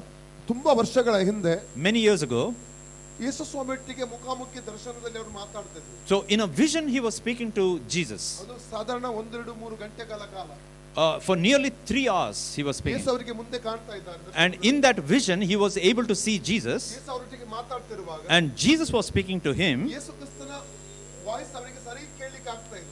And he was not able to listen to the voice of Jesus properly. ಅದಕ್ಕೆ ಒಂದು ಕಾರಣ, and the reason behind that, ಒಂದು ದುರಾತ್ಮ ಅಲ್ಲಿ ಬಂದು ತಡೆ ಮಾಡ್ತಾ ಇದ್ರು, ಕಿರಿಚಿಗೆ ಶಬ್ದ ಮಾಡ್ತಾ ಇದ್ರು. There was an evil spirit that was disturbing. ಇವರು ನೋಡ್ತಾ ಇದ್ರು, ಯೇಸು ಯಾಕೆ ಇದನ್ನು ಓಡಿಸ್ತಾ ಇಲ್ಲ ಅಂತ. And he was wondering why Jesus is not casting this demon spirit out. ತುಂಬಾ ಸಮಯ ವೇಟ್ ಮಾಡಿದ್ರು. And he waited for a long time. ತುಂಬಾ ಕೋಪ ಬಂತು ಇವರಿಗೆ. And he got angry. ಯಾಕೆ ಯೇಸು ಓಡಿಸ್ತಾ Why Jesus is not driving this demon ತಾಳ್ಮೆ out. ತಪ್ಪಿ ಕೊನೆಗೆ ಯೇಸುವಿನ ನಾಮದಲ್ಲಿ ಪಿಶಾಚಿ ಬಿಟ್ಟೋಗ ಅಂತ ಹೇಳಿದ್ರು. And finally he lost his patience and then he said, in the name of Jesus, get out. ಕ್ರಿಸ್ತ ಅಂತ ಶಬ್ದ ಮಾಡಿ ಅದು ಓಡಿ ಹೋಯಿತು. And then immediately it went away. ಯೇಸುವಿನ ವಾಯ್ಸ್ ಶಬ್ದ ಕ್ಲಿಯರ್ ಕೇಳಿಗೆ ಸ್ಟಾರ್ಟ್ And ಆಯಿತು. then he could hear the voice of Jesus clearly. ಆಗ ಯೇಸು ಅವರಿಗೆ ಹೇಳಿದ್ರು, And then Jesus told him, ಎಲ್ಲಿಯವರೆಗೆ ಇದನ್ನ ನೀನು ಮಾಡ್ತಾ ಇರ್ಲಿಲ್ಲ, ನನಗೂ ಕೂಡ ಮಾಡ್ಲಿಕ್ಕೆ ಆಗ್ತಾ ಇರ್ಲಿಲ್ಲ. so Jesus said, until you could speak to this evil spirit, even I could not do anything. ಬಾಡಿಗೆ ದೇವರ ಅಧಿಕಾರ ಕೊಟ್ಟಿದ್ದಾರೆ. God has given authority to our body. Body ಅದನ್ನು ಯೂಸ್ ಮಾಡಬೇಕು. The body should use that authority. ನಮ್ಮ ಬೆಟ್ಟಕ್ಕೆ ನಾವು ಮಾತಾಡಬೇಕು. We should speak to our mountain ನಂಬಿಕೆಯಲ್ಲಿ ಮಾತಾಡಿ. by faith. ಕೆಲವೊಮ್ಮೆ ನಮಗೆ ಅದು ಸಿಚುವೇಶನ್ ಕಾಣ್ತಾ ಇಲ್ಲ, ಇದು ನಡೀತಾ ಇಲ್ಲ ಎಂಬುದಾಗಿ. Sometimes we feel that nothing is happening. Spiritual world ಅಲ್ಲಿ ಕ್ರಿಯೆ ಆಗ್ತಾ ಇದೆ. But in the spiritual world, there is a process going on. ವಾಕ್ಯ 100% ಸತ್ಯ. The word of God is true. ಅದು ವಾಕ್ಯದ ಹೇಳಿದ್ದು ನಡೀತದೆ. It will definitely happen what we say. ನಂಬಿಕೆಯೊಂದಿಗೆ ನಾವು ಮಾತಾಡಬೇಕು. But through faith we should speak. ಅದರ ರಿಸಲ್ಟ್ ನಾವು ನೋಡ್ತೇವೆ. And then we will see the result. Hallelujah. Hallelujah. Hallelujah. ನಮಗೆ ಅನೇಕ ನಿಮಗೆ ದೃಷ್ಟಾಂತಗಳನ್ನು ಕೊಡ್ಲಿಕ್ಕೆ ನಮಗೆ ಸಾಧ್ಯ. So I can give you a lot of testimonies. ನಮ್ಮ ನಮಗೆ ಅನೇಕ ಲ್ಯಾಂಡ್ಗಳು ಬೇಕಾಗಿತ್ತು ಒಂದು ಸಮಯಗಳಲ್ಲಿ. We wanted a lot of land earlier. ಅನೇಕ ಲ್ಯಾಂಡ್ ದೇವರು ಆಲ್ರೆಡಿ ಕೊಟ್ಟಿದ್ದಾರೆ ನಮಗೆ. God has already given us a lot of land. ಅಲ್ಲಿ ಒಂದು ಸುಮಾರು ಒಂದು 80 ಸೆಂಟ್ ಒಂದು ಲ್ಯಾಂಡ್ ಇತ್ತು road side. There was a land of 80 cents. ಆ ಲ್ಯಾಂಡ್ ನಮ್ಮ ಸೇವೆಗೆ ಬೇಕಾಗಿತ್ತು. And that we wanted that land for the ministry. ಅದರ ಓನರ್ ಒಬ್ಬ ತಮಿಳಿಯನ್ ಆಗಿದ್ದಾರೆ. The owner ಕನ್ನಡ ಅವರು Kannada. The owner of that land is a Kannadiga. Tamilian ಅವರು ಕನ್ನಡದಲ್ಲಿ ಮಾತಾಡ್ತಾರೆ. He's a Tamilian but he can speak in Kannada. ಮಾಣಿಕ್ಯನ್ ಎಂಬುದಾಗಿ ಅವರ ಹೆಸರು. Madike. His name is Manikyan. His name is Manikyan. ನಾವು ನಮ್ಗೆ ಬೇಕಂತ ಅನಿಸಿದಾಗ ಪ್ರೇಯರ್ ಮಾಡಿದೆವು ನಾವು. So we went there and we prayed to get that land. 5 coin ಆ land ಅಲ್ಲಿ ಹೋಗಿ ನಾವು ಹಾಕಿ ಪ್ರಾರ್ಥಿಸಿದೆವು. 5 coin. So we sowed around 5 coins in that land. Joshua 1:3 ಹೇಳ್ತದೆ, ನೀವು ಕಾಲಿಟ್ಟ ಭೂಮಿ ನಿಮಗೆ ಕೊಡುತ್ತೇನೆ ಅಲ್ಲ, ಕೊಟ್ಟಿದ್ದೇನೆ ಎಂಬುದಾಗಿ. Joshua 1:3 says that the feet that you tread on has already been given to you. Hallelujah. Hallelujah. ದೇವರಿಗೆ ಹೇಳಿದೆವು, ನಾವು ಓಡ್ ರಿಲೀಸ್ ಮಾಡ್ತೇವೆ. ಜೋಶುವ 1:3 ಇಲ್ಲಿ ಕಾಲಿಟ್ಟಿದ್ದೇವೆ, ಅಡ್ವಾನ್ಸ್ ಹಣ ಇಲ್ಲಿ ಹಾಕಿದ್ದೇವೆ, ಈ ಲ್ಯಾಂಡ್ ನಿಮಗೆ ಕೊಟ್ಟಿದ್ದಕ್ಕಾಗಿ ಸ್ತೋತ್ರ. So we claimed the promises. We said, Lord, you have said in Joshua 1:3 that wherever we tread our foot, we will have that land. So Lord, we have sowed the money and we have claimed the scripture, so we will have this land. ಇಸೇಲಿ ನಮ್ಮ ಹತ್ರ ಅವಾಗ ಹಣ ಇಲ್ಲ. Then at that point of time we did not have any money. ನಾವು ಸುಮಾರು 21 days fasting prayer ಇಟ್ಟೆವು. So during that time we fasted for 21 days. ನಂತರ ಆ ಮಾಣಿಕ್ಯ ಬಳಿ ಹೋಗಿ ಮಾತಾಡಿದೆವು. And then we went to that landlord Manikyan and we spoke to him. ಅವರದ್ದು 54 lakhs ಆಗ್ತದೆ ಅಂತ ಹೇಳಿದ್ರು. And then he said it will cost 54 lakhs. 54 rupees ಅವಾಗ ಕಷ್ಟ ಇತ್ತು. Even 54 rupees was very difficult for us. ನಾವು ಅವರಿಗೆ ಸೇವೆಗೆ ಬೇಕು ನಂಬಿಕೆಯಿಂದ ಮಾತಾಡ್ತಿದ್ದೇವೆ ಅವರೊಟ್ಟಿಗೆ ನಾವು. So by faith we were speaking to him saying that we want this land for our ministry. ನಮಗೆ ಸೇವೆಗೆ ಬೇಕೆನ್ನೋದು ಕಡಿಮೆ ಮಾಡಿ ಅಂತ. So we told him to give a discount because we need it for our ministry. ಅವರು 48 lakhs ಗೆ ಬಂದು ನಿಂತರು. So then he came down to 48 lakhs. ಮತ್ತೆ ನಾವು ಬಂದೆವು. Then we came back. ತಿರುಗಿ 21 ಡೇಸ್ ನಾವು ಫಾಸ್ಟಿಂಗ್ ಪ್ರೇಯರ್ ಇಟ್ಟೆವು. Again we fasted for another 21 days. Church ಅಲ್ಲಿ ಪ್ರೇಯರ್ ಮಾಡ್ತಾ ಇದ್ದೇವೆ. In the church we were praying. Prayer ನಂತರವಾಗಿ After the prayer, ಪುನಃ ಹೋಗಿ ಅವ್ರ ಹತ್ರ ಮಾತಾಡಿದ್ದೇವೆ. again we went and spoke to him. ಆಗ ಅವರು 35 lakhs ಗೆ ಬಂದರು. Then he came down to 35 lakhs. ಕೊನೆಗೆ ಅವರು ಎಲ್ಲಿಂದ ಕೆಳಗೆ ಇಳಿಯಕ್ಕೆ ಕೇಳಲಿಲ್ಲ. And then he was not willing to come down from that amount. ಮತ್ತೆ ಹೋಗಿ 40 ಡೇಸ್ ಫಾಸ್ಟಿಂಗ್ ಚರ್ಚ್ ಅಲ್ಲಿ ನಾವು ಇಟ್ಟೆವು. Then again we went back and fasted for another 40 days and we prayed. ಅದರಂತ ಹೋಗಿ ಮಾತಾಡಿದೆವು. Then again we went and spoke to him. ಹೇಗೋ 32 ಗೆ ಬಂತು, ನಂತರ 28 ಗೆ ಬಂದು, ಅದರ ನಂತರ ಇದಕ್ಕಿಂತ ₹1 ಕಮ್ಮಿ ಮಾಡುವುದಿಲ್ಲ ಅಂತ ಹೇಳಿದ್ರು. Then he came down to 32 and later he came down to 28 and then he said this is the final amount. I cannot come down. ಮಾತ್ರ ಹಣ ಇಲ್ಲ. And we did not have money. ನಾನು ಅವರಿಗೆ ಹೇಳಿದೆ ಅಡ್ವಾನ್ಸ್ ಚೆಕ್ ನಿಮಗೆ ಕೊಡ್ತೇವೆ ನಾವು. So we told him we will give you an advance check. 5 check ಅನ್ನು ನಾವು ಮಾತುಕತೆ ಆಯಿತು. So we decided to give 5 checks. ಅದು ಎಲ್ಲಿಂದ ಕೊಡ್ತೇವೆ ನಮಗೆ ಗೊತ್ತಿಲ್ಲ. And we did not know from where we are going to pay that money. ಆ ಸಮಯದಲ್ಲಿ ಒಂದು ಕಂಟ್ರಿಗೆ ನಾನು ಹೋಗಿದ್ದೆ ministry At that point of time, I had gone to a certain country for ministry, ಒಂದು ದೊಡ್ಡ ಕಂಪನಿ ಓನರ್ ಅವರು, and that person is an owner of a company.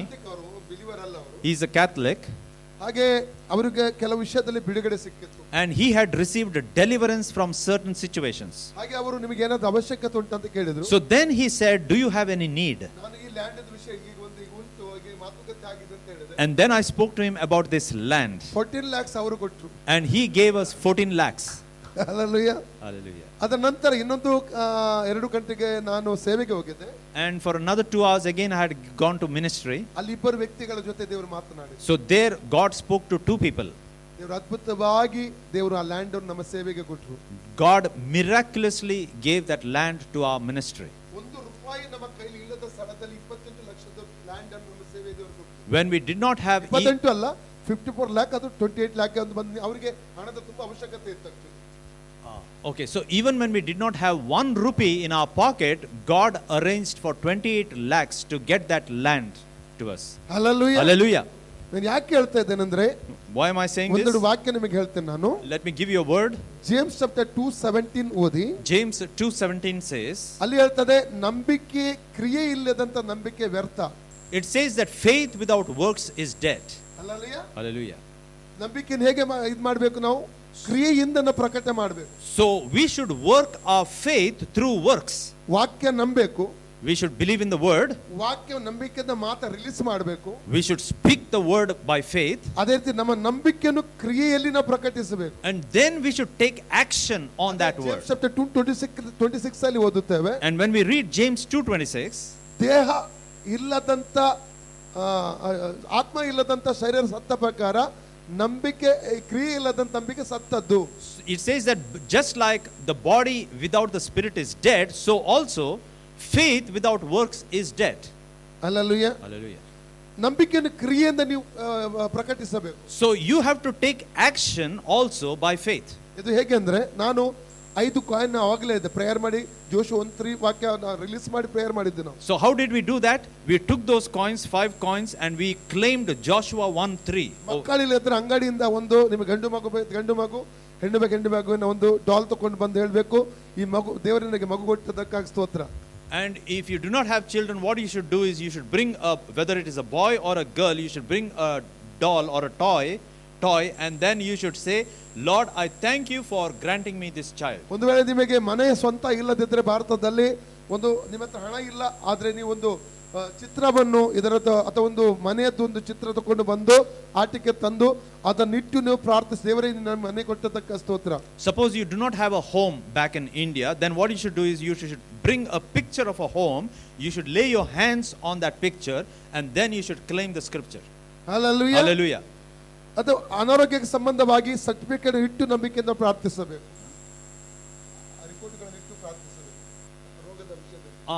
Okay, so when it comes to sickness, whatever the doctor's report was given to you, you should lay your hands on that and then you should claim healing. ನಿಮಗೆ ಗೊತ್ತಿದೆಯಾ ಗೊತ್ತಿಲ್ಲ, pastor Roshan ಅಂತ ಅಬುದಾಬಿಯಲ್ಲಿದ್ದಾರೆ. I do not know whether you know it or not. There is a pastor by the name Roshan in Abu Dhabi. ಸಚ್ಚಾರಿ ಪೇಟೆ ಅಂತ ಬೆಳ್ಮಣ್ಣಲ್ಲಿ ಒಂದು ಊರು ಇದೆ, ಮೂಡುಬಿದ್ರೆ ಹತ್ರ, ಅಲ್ಲಿ ಅವರು original. He is from a place called Sachari Pete in Belman. ಇವರಿಗೆ ಗೊತ್ತು ಅದು. I know the place. This person, I know the place. ಅವರು ಸುಮಾರು ಒಂದು 15-20 ವರ್ಷ ಆಯ್ತಂತ ಕಾಣ್ತದೆ. ಅವರು ಒಳ್ಳೆ ಗ್ರಾಜ್ಯುಯೇಟ್ ಆಗಿ ಅವರು ದುಬೈಗೆ ಕೆಲಸಕ್ಕಂತ ಹೋಗಿದ್ರು. This happened around 20 years ago. So he was a graduate and then he had gone to Dubai for work. Starting ಹೋದಾಗ ಅವರು ಈ ಸೀಸರ್ಸ್ ಬೇಕರಿಯಲ್ಲಿ ಸಪ್ಲೈಯರ್ ಆಗಿ, ಅಂದ್ರೆ ಈ ಕೇಕ್ ಎಲ್ಲ ಕೊಂಡೋಗಿ ಕೊಡುವುದು ಆ ರೀತಿಯ ಒಂದು ಕೆಲಸ ಮಾಡ್ತಿದ್ರು. So when he went there to Abu Dhabi, he was like a supplier, distributor. ಅವರು ದುಬೈಲಿ ಇದ್ರಾಗ, first ದುಬೈಗೆ he had gone to Dubai. So the first job he got was as a distributor for Caesars. ಕೆಲವು ಸಮಯ ಒಂದು hotel ಮೇಲೆ, ಕೇರಳದ hotel ಅಲ್ಲಿ table ಸಾಫ್ ಮಾಡುವಂತ ಕೆಲಸಕ್ಕೆ ಇಷ್ಟು ಅವಧಿ ಕೂಡ. And also another job that he had done was he was wiping the tables. ದೇವರ ವಾಕ್ಯ ಅವರಿಗೆ ಸಿಕ್ಕಿತು. And then he received the word of God. ಅಲ್ಲಿರುವಂತಹ ಈ ನ್ಯಾಷನಲ್ ಬ್ಯಾಂಕ್ ಇದೆ UAE ಇದು. There is a bank. There's a national bank in UAE. ಅದರ ಸುತ್ತ ಪ್ರತಿ ದಿವಸ 7 ರೌಂಡ್ ಹೊಡಿತಿದ್ರು ನಂಬಿಕೆಯಿಂದ. Every day by faith he used to go around that bank for nearly 7 rounds. ಅದಕ್ಕೊಂದು ರೀಸನ್ ಉಂಟು. And there is a reason behind it. Cake supply ಮಾಡ್ಲಿಕ್ಕೆ ಆ ಬ್ಯಾಂಕಿಗೆ ಯಾವಾಗಲೂ ಹೋಗ್ತಾ ಇದ್ರು. So he always used to go to that bank to supply cakes. ಅವರು ಹೇಳಿದ್ರು ಈ ಬ್ಯಾಂಕ್ ಅಲ್ಲಿ ಒಂದು ದಿವಸ ನಾನು ಕೆಲಸ ಮಾಡ್ತೇನೆ. And he started claiming, saying that one day I'm going to work in this bank. ಹಾಗೆ ಅವರಿಗೆ ಅದ್ಭುತವಾದ ರೀತಿಯಲ್ಲಿ ಆ ಬ್ಯಾಂಕ್ ಅಲ್ಲಿ ಕೆಲಸ ಸಿಕ್ಕಿತು. And miraculously he got a job in that bank. Hallelujah. ಅಂದ್ರೆ 7 ರೌಂಡ್ ಅವರು ಪ್ರತಿ ದಿವಸ ಅದರಲ್ಲಿ ನಂಬಿಕೆಯಿಂದ ಹೊಡೆದು ಹೇಳ್ತಾ ಇದ್ರು ಈ ಬ್ಯಾಂಕ್ ಅಲ್ಲಿ ನನಗೆ ಕೆಲಸ ಸಿಕ್ಕಿದ್ದಕ್ಕಾಗಿ ಸ್ತೋತ್ರ. Because every day he used to take 7 rounds by faith and he used to claim that he will get a job in this bank. ನಮ್ಮ ನಂಬಿಕೆಯನ್ನು ಕ್ರಿಯೆಗಳ ಮೂಲಕ ನಾವು ಪ್ರಕಟ ಮಾಡಬೇಕು. So our faith must be through action. ಸುಮ್ಮನೆ ವಾಕ್ಯ ಕೇಳಿದ್ರೆ ಆಗುವುದಿಲ್ಲ. It is not enough to listen to the word of God. ನಂಬಿಕೆಯಿಲ್ಲದೆ ವಾಕ್ಯ ಮಾತನಾಡಿದ್ರೆ ಆಗುವುದಿಲ್ಲ. And even without faith, if you utter words of faith, utter words of scriptures also, it will not work. ವಾಕ್ಯ ಮಾತಾಡಬೇಕಾದ್ರೆ ನಮಗೆ ನಂಬಿಕೆ ಬೇಕು. If you have to speak the word, you also need faith. Hallelujah. ಅವಾಗಲೇ creative ಮಿರಕಲ್ಗಳು ನಡೀಲಿಕ್ಕೆ ಸಾಧ್ಯ. Only then creative miracles can happen. ನೀವು situation ನೋಡಿ ವಾಕ್ಯ release ಮಾಡಿ. So whatever your situation is, you release the word of God. ಕೆಲವು ಗಂಟೆ, ಕೆಲವು ದಿವಸ, ಕೆಲವು ತಿಂಗಳು ಏನು ನಡೀಲಿಕ್ಕಿಲ್ಲ. For some days or months, you may not see the result. 100% ದೇವರು ಅಲ್ಲಿ ಕಾರ್ಯ ಮಾಡ್ತಾರೆ. But definitely God will give you the result. ವಾಕ್ಯಕ್ಕೆ ಸೃಷ್ಟಿಸುವಂತ ಶಕ್ತಿ ಇದೆ. Because the word has the power to create. Hallelujah. Hallelujah. ಏಳನೇದಾಗಿ ವಾಕ್ಯಕ್ಕೆ ಹುಟ್ಟಿಸುವಂತ ಶಕ್ತಿ ಇದೆ. The seventh thing, the word of Okay, so the seventh thing the word of God does is that it can give birth. James chapter 1:18 ನಲ್ಲಿ ಓದುತ್ತೇವೆ. James 1:18. ದೇವರ ಜೀವವುಳ್ಳ ದೇವರ ವಾಕ್ಯದ ಮೂಲಕ ನಮ್ಮನ್ನು ದೇವರು ಹುಟ್ಟಿಸಿದ್ದಾನೆಂಬುದಾಗಿ. It says that the word of God has given us, let me read it. Of his own he begat he us with the word of truth, that we should be a kind of first fruits of his creatures. Hallelujah. Hallelujah. ನಮ್ಮ born again ಎಂಬುದಾಗಿ ನಾವು ಹೇಳ್ತೇವೆ. We use the word born again. Hallelujah.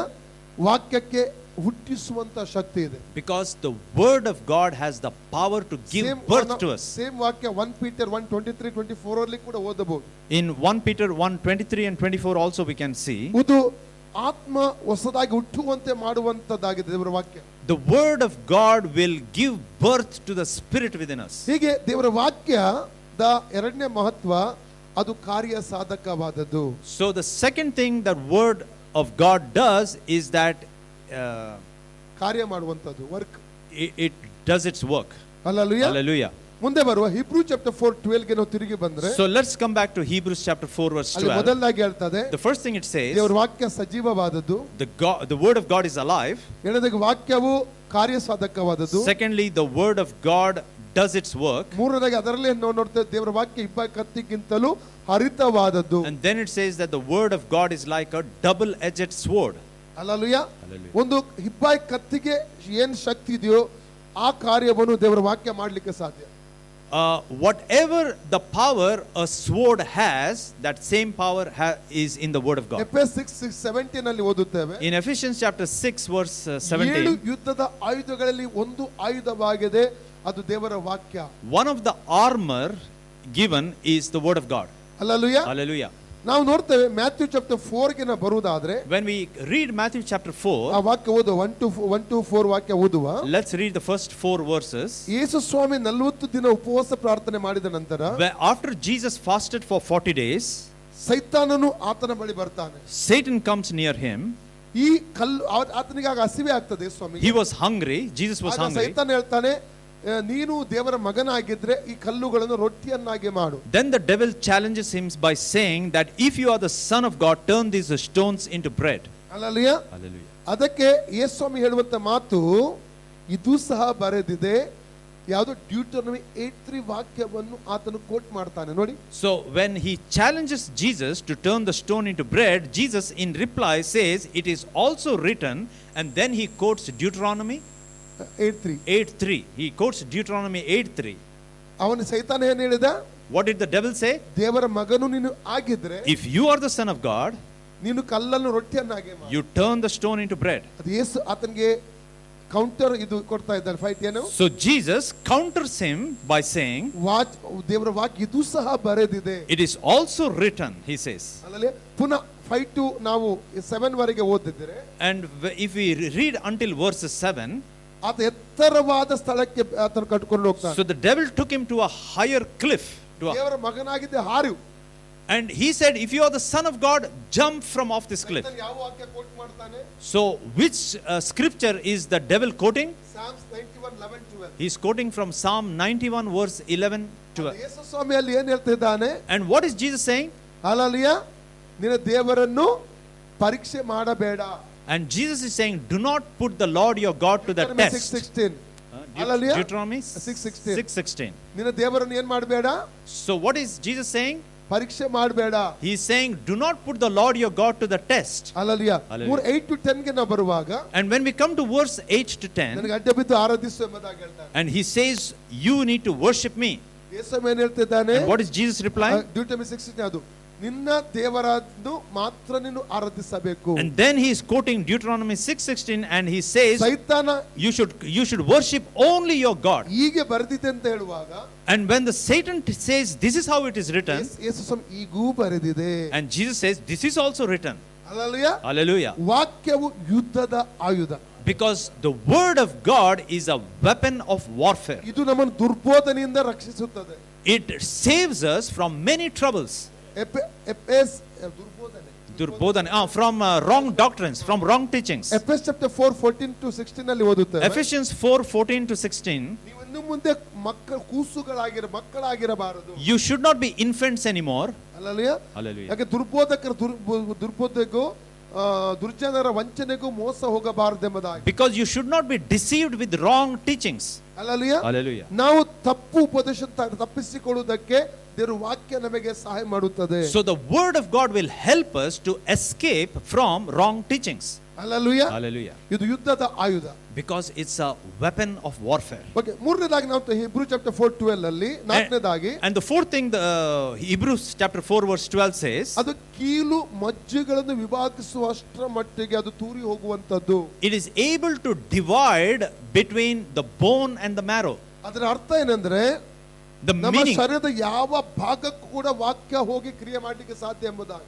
the meaning of that is that the word of God can go to any part of your body and do its work. Hallelujah. Hallelujah. ನೋಡುವ ರೀತಿಯಲ್ಲಿ ನಮ್ಮ ಶರೀರದ ಒಳಗಡೆ ಕಾಣದ ಭಾಗಕ್ಕೆ ಕೂಡ ದೇವರ ವಾಕ್ಯ ಹೋಗಿ ಕ್ರಿಯೆ ಮಾಡಲಿಕ್ಕೆ ಸಾಧ್ಯ. The word of God can go to a place within our body where we cannot see, and it can do its work. ಐದನೇದಾಗಿ ಅದರ Hebrews 4:12 ಅಲ್ಲಿ ಓದುತ್ತೇವೆ. And the fifth thing we can see in Hebrews 4:12, ಆಲೋಚನೆಗಳನ್ನು ಉದ್ದೇಶಗಳನ್ನು ಅದು ವಿವೇಚನೆ ಮಾಡುತ್ತಾ design ಮಾಡ್ತದೆ. it is able to discern the intents and the motives of a person. ಇವತ್ತು ನೀವು ಇಲ್ಲಿ ಕೂತ್ಕೊಂಡು ನಿಮಗೆ ಏನು ಬೇಕು ನನಗೆ ಗೊತ್ತಿಲ್ಲ. Today you are sitting here and I do not know what are your needs. ದೇವರ ಮುಂದೆ ಸತ್ಯ ಹೇಳ್ತೇನೆ, ಇವತ್ತು ನಾನು ನಿಮಗೆ ತೆಗೆದುಕೊಂಡು ಬಂದ ವಾಕ್ಯ ಬೇರೆ ಆಗಿತ್ತು. I really tell you, the word of God that I wanted to preach was something else. ದೇವರು ಈ ವಾಕ್ಯಕ್ಕೆ ಪ್ರೇರೇಪಣೆ ಕೊಡ್ಲಿಕ್ಕೆ. But the Holy Spirit inspired me to give you this word. Hallelujah. Hallelujah. ಅದು ನಿಮಗೆ ಏನು ಬೇಕು ನನಗೆ ಗೊತ್ತಿಲ್ಲ. I do not know what is your need. ಆದರೆ ಯೇಸು ಸ್ವಾಮಿ ಗೊತ್ತು. But Jesus knows. ಆತನು ಪವಿತ್ರಾತ್ಮನ ಮೂಲಕ ಮಾತಾಡ್ತಾನೆ. He speaks through his Holy Spirit. Hallelujah. Hallelujah. ಆರನೇದಾಗಿ, The sixth thing, Psalms 119:18 ಏನು ಹೇಳ್ತದೆ? Psalm 119 verse 18-19 says, 119:89 words. 89 verse. Okay, Psalm. ದೇವರ ವಾಕ್ಯವು ಪರಲೋಕದಲ್ಲಿ ಶಾಶ್ವತವಾಗಿ ಸ್ಥಾಪಿಸಲ್ಪಟ್ಟಿದೆ. It says that the word of God is established in heaven. Hallelujah. Hallelujah. ಅದರ ಅರ್ಥ, The meaning is, ದೇವರ ವಾಕ್ಯಕ್ಕೆ ನಾಶ ಅಂತ ಇಲ್ಲ. because there is nothing called destruction for the word of God. ಅದು ಇಟರ್ನಲ್ ಆಗಿದೆ. The word of God is eternal. Matthew 24:35, Matthew 24:35. Luke 21:33, Yes. ಭೂಮಿ ಆಕಾಶಗಳು ಅಳಿದು ಹೋದರೂ ನನ್ನ ಮಾತುಗಳು ಅಳಿದು ಹೋಗುವುದಿಲ್ಲ ಅಂತ ಯೇಸು ಹೇಳ್ತಾನೆ. It says heaven and earth shall pass away, but my word shall never pass away. ಸತ್ಯವೇದವನ್ನು ಯಾರು ಬೇಕಾದ್ರೆ ಬೆಂಕಿ ಹಾಕಬಹುದು. You can fire a Bible. ಬೆಂಕಿ ಸತ್ಯವೇದವನ್ನು ಹರಿದು ಹಾಕಬಹುದು. You can even tear the Bible. ಆದರೆ ವಾಕ್ಯವನ್ನು ಇಲ್ಲದಂತೆ ಮಾಡಲಿಕ್ಕೆ ಯಾರಿಂದಲೂ ಸಾಧ್ಯ. But you cannot negate the word of God. ಪರಲೋಕದಲ್ಲಿ ಶಾಶ್ವತವಾಗಿ ಸ್ಥಾಪಿಸಿದೆ. Because it is established in heaven. Hallelujah. Hallelujah. ನಾಲ್ಕನೇದಾಗಿ, ಏಳನೇದಾಗಿ, Seventh thing, Psalms 19:7 ಅಲ್ಲಿ ಓದುತ್ತೇವೆ, Psalm 19 verse 7 says, ದೇವರ ವಾಕ್ಯವು ದೋಷವಿಲ್ಲದ್ದು. there dosha. ದೋಷ ಮಿಸ್ಟೇಕ್ ಇಲ್ಲದ್ದು, correct. There is no mistake in the word of God. Huh? Okay. The law of the Lord is perfect, converting the soul. The testimony of the Lord is sure, making wise the simple. 19:7, right? 19:7, right. Okay. Yeah. So there is no flaw or there is no fault in the word of God. Amen. Hallelujah. Hallelujah. ಒಬ್ಬ ಕಥೆ ಪುಸ್ತಕ ಬರೆದಾದ್ರೆ ತಪ್ಪು ಹುಡುಕ್ಲಿಕ್ಕೆ ಸಾಧ್ಯ ಇದೆ. If you read a storybook, you can find the mistakes. News paper ಅಲ್ಲಿ ಬರುವಂತಹ ಸಂಗತಿಗಳು ತಪ್ಪು ಹುಡುಕ್ಲಿಕ್ಕೆ ಸಾಧ್ಯ. You can find a news in the newspaper faulty. ಸತ್ಯವೇದದಲ್ಲಿ ತಪ್ಪು ಹುಡುಕ್ಲಿಕ್ಕೆ ಸಾಧ್ಯವೇ ಇಲ್ಲ. But you cannot find a fault in the word of God. Perfect ಆಗಿ. Because it is perfect. Hallelujah. Hallelujah. ಎಂಟನೇದಾಗಿ So eighth thing, Psalm 19:8 ಅಲ್ಲಿ ಓದುತ್ತೇವೆ, Psalm 19:8 says, ದೇವರ ವಾಕ್ಯವು ಪರಿಶುದ್ಧವಾದದ್ದು. the word of God is holy. Okay. The statutes of the Lord are right, rejoicing the heart. The commandment of the Lord is pure, enlightening the eyes. Amen. Okay. Hallelujah. Hallelujah. ದೇವರ ವಾಕ್ಯವು ಪವಿತ್ರವಾದದ್ದು. The word of God is pure. Hallelujah. Hallelujah. ಉದಾಹರಣೆಗೆ ಪಾಪದ ಕುರಿತಾಗಿ ಎಚ್ಚರಿಸುವಂತದ್ದಾಗಿದೆ. For example, it alerts us regarding sin. ತಪ್ಪಾದ ಮಾರ್ಗದ ಕುರಿತು ಎಚ್ಚರಿಸುತ್ತದೆ. It alerts us regarding the wrong ways. ವಾಕ್ಯ ಪಾಪಕ್ಕೆ ಪ್ರೇರೇಪಣೆ ಕೊಡುವುದಿಲ್ಲ. The word of God will not inspire us to commit sin. ಪಾಪಕ್ಕೆ ಪ್ರೋತ್ಸಾಹ ಕೊಡುವುದಿಲ್ಲ. It doesn't entertain or it doesn't encourage. It doesn't encourage us to commit sin ಹಾಗಾದ್ರೆ ಅದು ಪವಿತ್ರವಾದದ್ದಾಗಿದೆ. because it is pure. ಅದು ಓದಿದ್ರೆ ಅದನ್ನು ಕೇಳಿದ್ರೆ ಕೇಳುವಂತರು ಓದುವಂತರು ಪರಿಶುದ್ಧರಾಗುತ್ತಾರೆ. The person who reads it and listens to it becomes pure. ನಮ್ಮನ್ನು ಅದು ಪರಿಶುದ್ಧ ಮಾಡುತ್ತದೆ. It makes us holy. Hallelujah. Hallelujah. ನಾವು ವಾಕ್ಯದ ಕಾರ್ಯಗಳ ಕುರಿತು ಮಹತ್ವದ ಕುರಿತು ಮಾತಾಡ್ತಾ ಇದ್ದೇವೆ. So we are speaking regarding the characteristics of the word of God. ಒಂಬತ್ತನೇದಾಗಿ The ninth thing, Psalm 19:10 ಹೇಳ್ತದೆ, Psalm 19:10 says, ವಾಕ್ಯವು ಸಿಹಿಯಾದದ್ದಾಗಿದೆ. the word of God is sweet. Hallelujah. Hallelujah. ದೇವರ ವಾಕ್ಯ ನಮ್ಮೊಟ್ಟಿಗೆ ಮಾತಾಡುವಾಗ When the word of God speaks to us, ಯೇಸು ಸ್ವಾಮಿ ಮಾತನಾಡಿದ ಹಾಗೆ ನಮಗೆ ಆಗುತ್ತದೆ. we feel as if Jesus is talking to us. Hallelujah. Hallelujah. ನಮಗೆ ಕಂಫರ್ಟ್ ಆಗುತ್ತದೆ. It comforts us. ನಮಗೆ ಎನ್ಕರೇಜ್ ಆಗುತ್ತದೆ. It encourages us. ನಾವು ಸಂತೈಸಲ್ಪಡುತ್ತೇವೆ. We will be comforted. Hallelujah. Hallelujah. 11ನೇದಾಗಿ 11th thing is Proverbs chapter 4 20 21 22 ಹೇಳ್ತದೆ, Proverbs chapter 4 verse 20 21 22 ದೇವರ says, ವಾಕ್ಯವು ಸೌಖ್ಯವನ್ನು ತರುತ್ತದೆ, ಆರೋಗ್ಯವನ್ನು ತರುತ್ತದೆ. the word of God brings healing. Health ತರ್ತದೆ, ಹೀಲಿಂಗ್ ತರ್ತದೆ. It brings healing. Hallelujah. Hallelujah. ನಾವು ವಾಕ್ಯ ಓದಿದ್ರೆ, ವಾಕ್ಯವನ್ನು ಕನ್ಫೆಸ್ ಮಾಡಿದ್ರೆ, When we read the word of God and when we confess the word of God, ನಾವು ಸೌಖ್ಯ ಹೊಂದಿಕೊಳ್ಳೋದಕ್ಕೆ ಸಾಧ್ಯ. it is possible to receive healing. ನನಗೆ ಗೊತ್ತಿರುವಂತ ಒಂದು family ಅಮೆರಿಕದಲ್ಲಿದೆ. I know a certain family in US. ಅವರ ಮಗು ನನಗೆ ಗೊತ್ತಿರುವಂತಂದ್ರೆ ಅವರದು ಫ್ಯಾಮಿಲಿ ಅವರು ಮಸ್ಕತ್ ಅಲ್ಲಿದ್ದಾರೆ. ಹಾಗೆ ಅವರಿಂದ ನನಗೆ ಪರಿಚಯ ಆಗಿತ್ತು. Through a family which is in Muscat, I came to know them. ಅವರು ನನಗೆ ಕಾಂಟ್ಯಾಕ್ಟ್, ಅವರ ಮಗುಗೆ ಹೈಪರ್ ಆಕ್ಟಿವಿಟೀಸ್ ಆಗಿದೆ. So their child is hyperactive. ಅವರು ನಾನು ಫೋನ್ ಅಲ್ಲಿ ಪ್ರೇಯರ್ ಮಾಡಿದೆ ಒಂದು ದಿವಸ ವಿಡಿಯೋ ಕಾಲ್ ಅಲ್ಲಿ. One day I prayed for that child over the phone. ಮಾತಾಡ್ತಾ ಇರಲಿಲ್ಲ. The child was not able to speak. ಅದರ ನಂತರ ಮಗು ತುಂಬಾ ಒಂದು ಪ್ರಾಬ್ಲಮ್ ಮಾಡ್ತಾ ಇತ್ತು ಮನೆಯಲ್ಲಿ. The child was troubling 9 ವರ್ಷದ ಮಗು ಅದು. It is 8 or 9 years old. ಇಲ್ಲಿವರೆಗೆ ಮಾತಾಡ್ತಾನೆ in his life. ರೇಚಲ್ ಅಂತ ಮಗುನ ಹೆಸರು. It's a girl child. ಕೊನೆಗೆ ತಂದೆ ತಾಯಿ ಭಾರಿ ಒಂದು ಅಜಯ್ ಅಂತ ಅವರ ಹೆಸರು, ತಂದೆ ಹೆಸರು. The father's name is Ajay. ತುಂಬಾ ಟೆನ್ಷನ್ ಅಲ್ಲಿ ಇದ್ರು. And he was very stressed. Video call ಅಲ್ಲಿ ಅವತ್ತು ಪ್ರೇಯರ್ ಮಾಡಿದೆ. And through a video call I prayed. ಅವರಿಗೆ ನಾನು ಕಲಿಸಿಕೊಟ್ಟೆ, ಡೈಲಿ ತಲೆ ಮೇಲೆ ಕೈ ಇಟ್ಟು ವರ್ಡ್ ರಿಲೀಸ್ ಮಾಡಿ ಎಂಬುದಾಗಿ. And I told him that he should lay his hands on that child and release the word of God. ಕಳೆದ ಸಾಧಾರಣ ಒಂದೂವರೆ ತಿಂಗಳ ಹಿಂದೆ ಅವರು ನನಗೆ ಫೋನ್ ಕರೆ ಮಾಡಿದ್ರು. 1.5 months ago he called me. ಮಗುವಿಗೆ ಮಾತಾಡ್ತಾ ಇದೆ. And he said the child is now.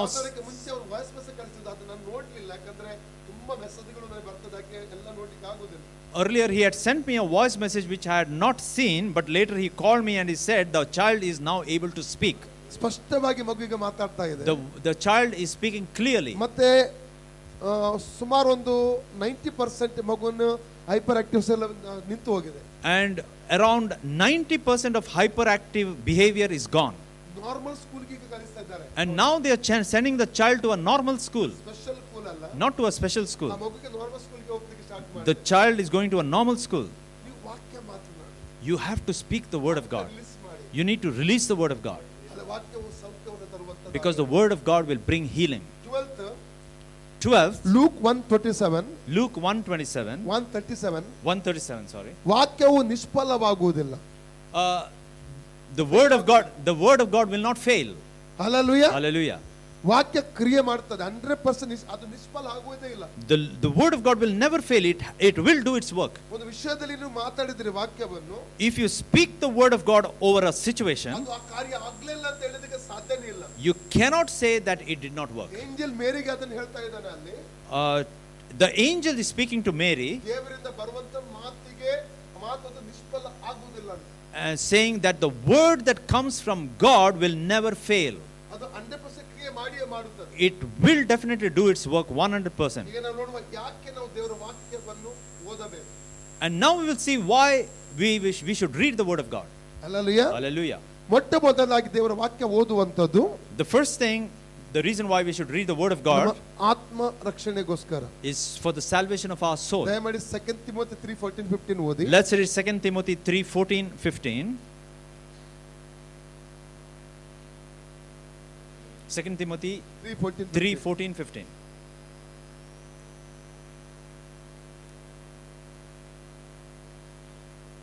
But continue thou in the things which thou hast learned and hast been assured of, knowing of whom thou hast learned them.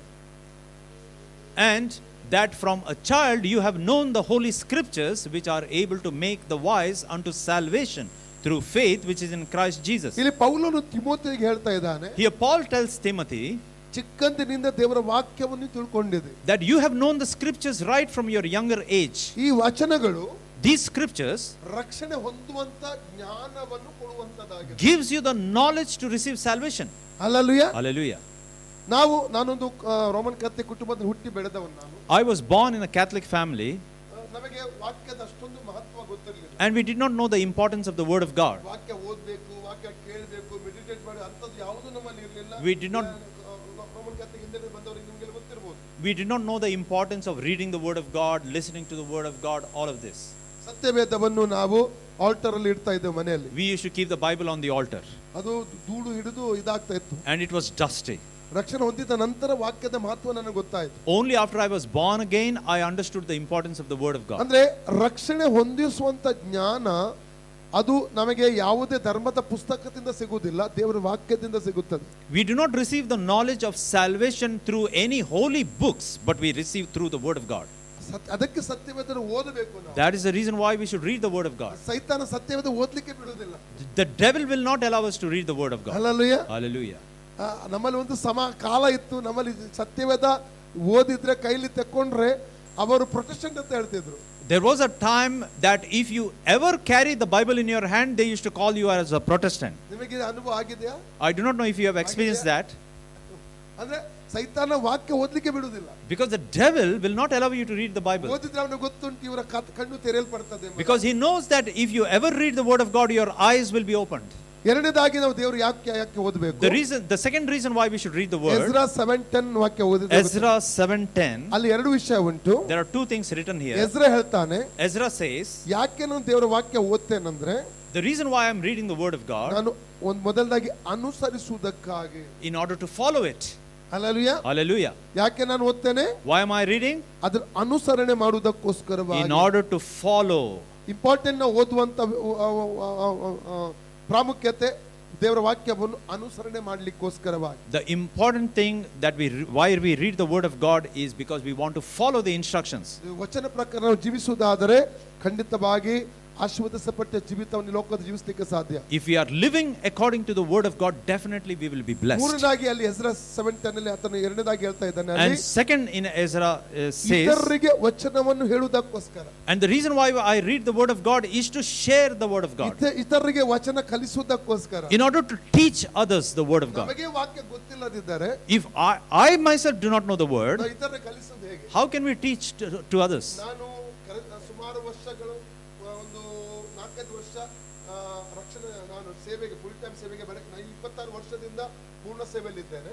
For the last 26 years, I've been doing the ministry. ಅದಕ್ಕಿಂತ ಮುಂಚೆ 4-5 ವರ್ಷ ನಾನು charismatic preacher ಆಗಿದೆ Catholic church ಅಲ್ಲಿ. Prior to that, for nearly 4 to 5 years, I was a charismatic preacher ಬಹರಿನ್ನಲ್ಲಿ in the Catholic Church. Yeah, sorry.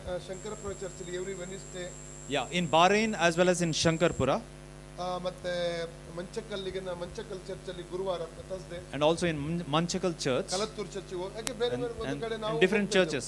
Kalattur Church. Yeah. ಆ ಸಮಯದಲ್ಲಿ ನನಗೆ ಒಂದು ವಿಷಯ ಗೊತ್ತಾಯ್ತು. During those days, I understood one thing. ವಾಕ್ಯದ ಅಷ್ಟು ಆಳ ನನಗೆ ಗೊತ್ತಿಲ್ಲ ಆ ಟೈಮ್ ಅಲ್ಲಿ. I did not know the word in a deeper way. ಅದೇ ಪ್ರೀಚ್ ಮಾಡ್ತಾ ಇದ್ದೆ. But I used to preach. ಯಾರೋ ಗೊತ್ತಾ ಯಾರು ಅಲ್ಲಿ ನ್ಯೂ ಲೈಫ್ಗೆ ಸೇರಿದಾರಂತ ಯಾರೋ ಹೇಳಿದ್ರು ಅಲ್ಲಿ ನಮ್ಮ ಹತ್ತಿರದ ಊರಲ್ಲಿ. So somebody told that he has joined New Life Church. ಅದು ಹೇಳಿದ್ರು ನಮ್ಮ ಅಲ್ಲೇ convent sisters. And the people who were saying that were the nuns from the convent. ಅವರು ಕೂಡ ನಮ್ಮ charismatic preacher ಮೀಟಿಂಗ್ ಅನ್ನು ಅಟೆಂಡ್ ಮಾಡ್ತಾ ಇದ್ರು. They also used to attend our charismatic prayer meeting. ನನಗೆ ವಾಕ್ಯದ ಅಷ್ಟು ನಾಲೆಜ್ ಇಲ್ಲ ಆ ಟೈಮ್ ಅಲ್ಲಿ. I did not have much knowledge on the word. ನಾನು ಅವರಿಗೆ ಅವರನ್ನು ಹೇಗಾದ್ರು ತರುವ ನಾವು ಹೋಗಿ ಅಂತ. But somehow I had a desire to bring them all in.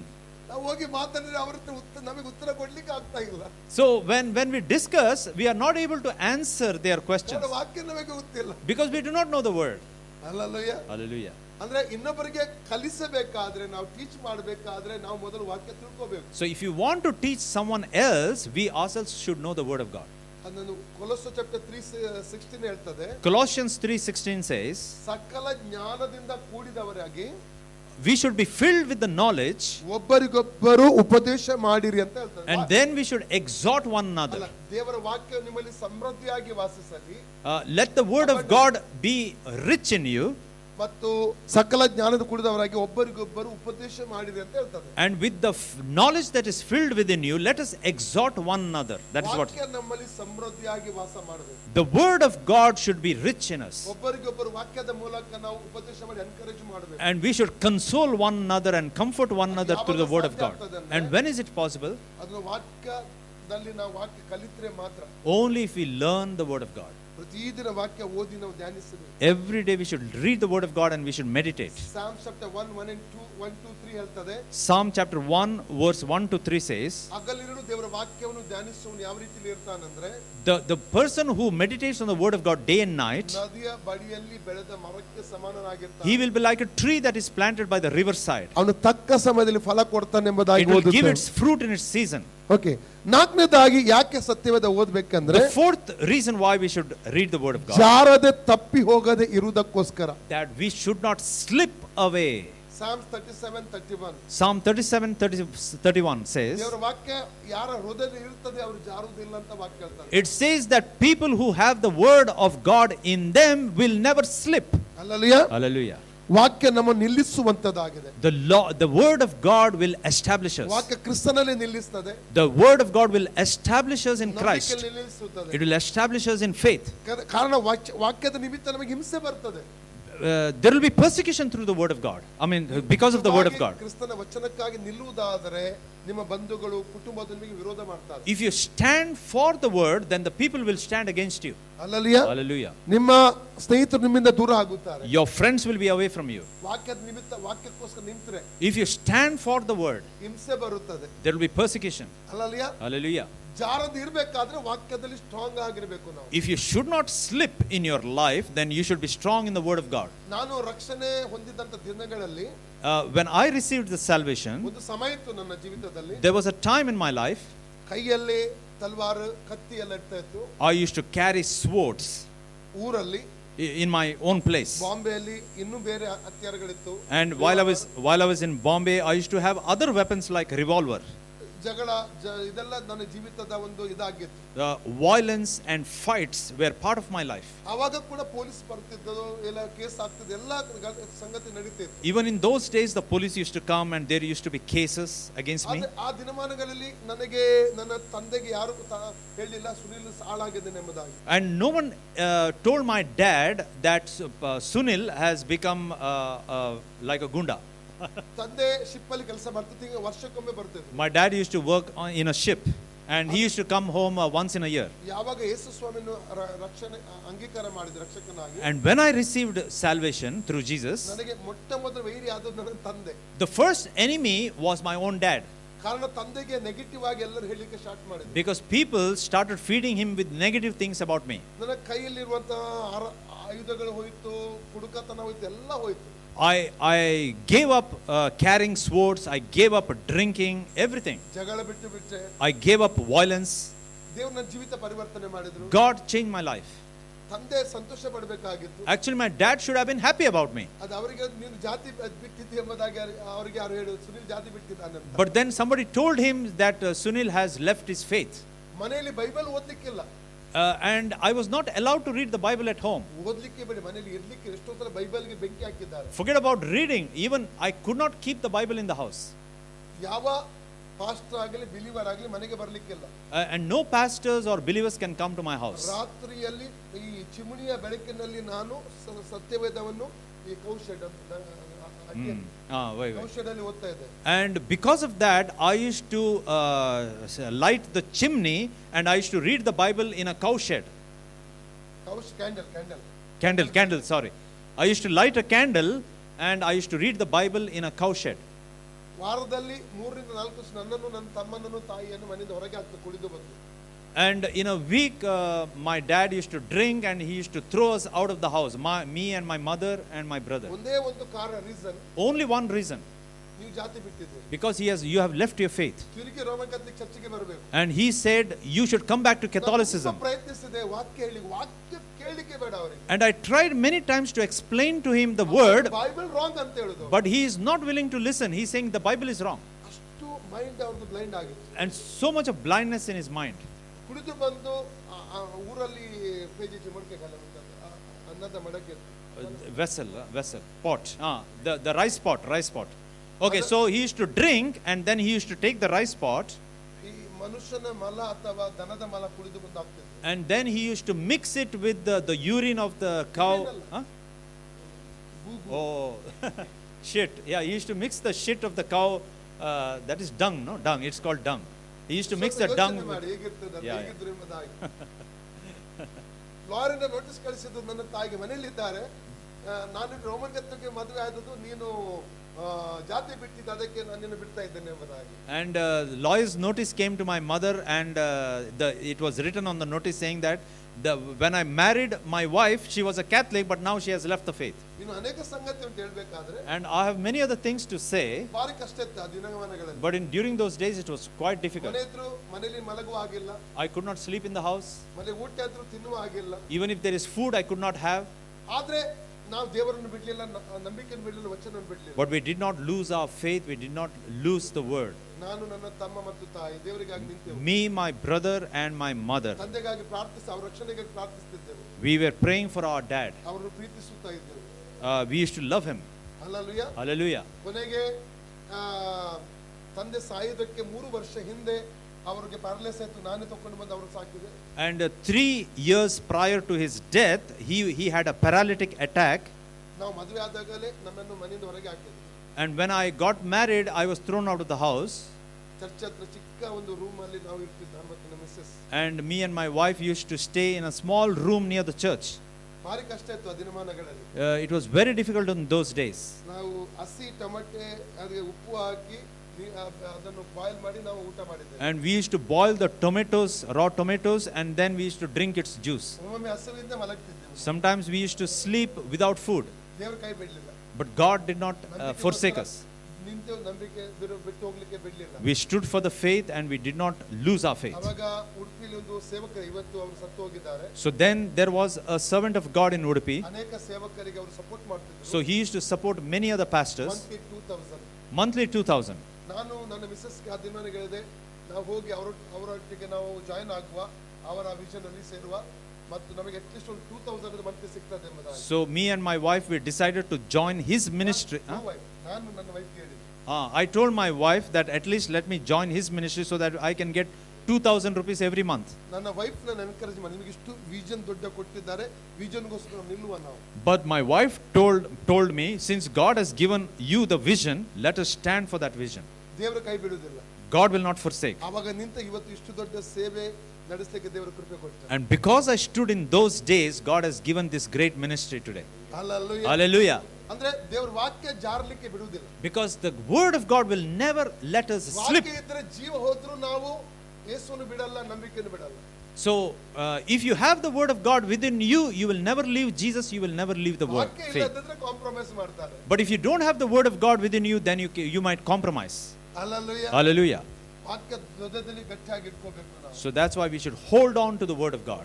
Hallelujah. Hallelujah. ಐದನೇದಾಗಿ ವಾಕ್ಯ, ದೇವರ ವಾಕ್ಯ ಯಾಕೆ ಓದಬೇಕು? ಸತ್ಯವೇದ. And the fifth thing, why we should read the word of God. ಇನ್ನೊಮ್ಮೆ ನೆಕ್ಸ್ಟ್ ಟೈಮ್ ಬಂದಾಗ ಮಾತಾಡ್ತೇನೆ. Yeah. ನಾ ಪ್ರಾರ್ಥನೆ ಮಾಡುವ. Yeah, let's pray.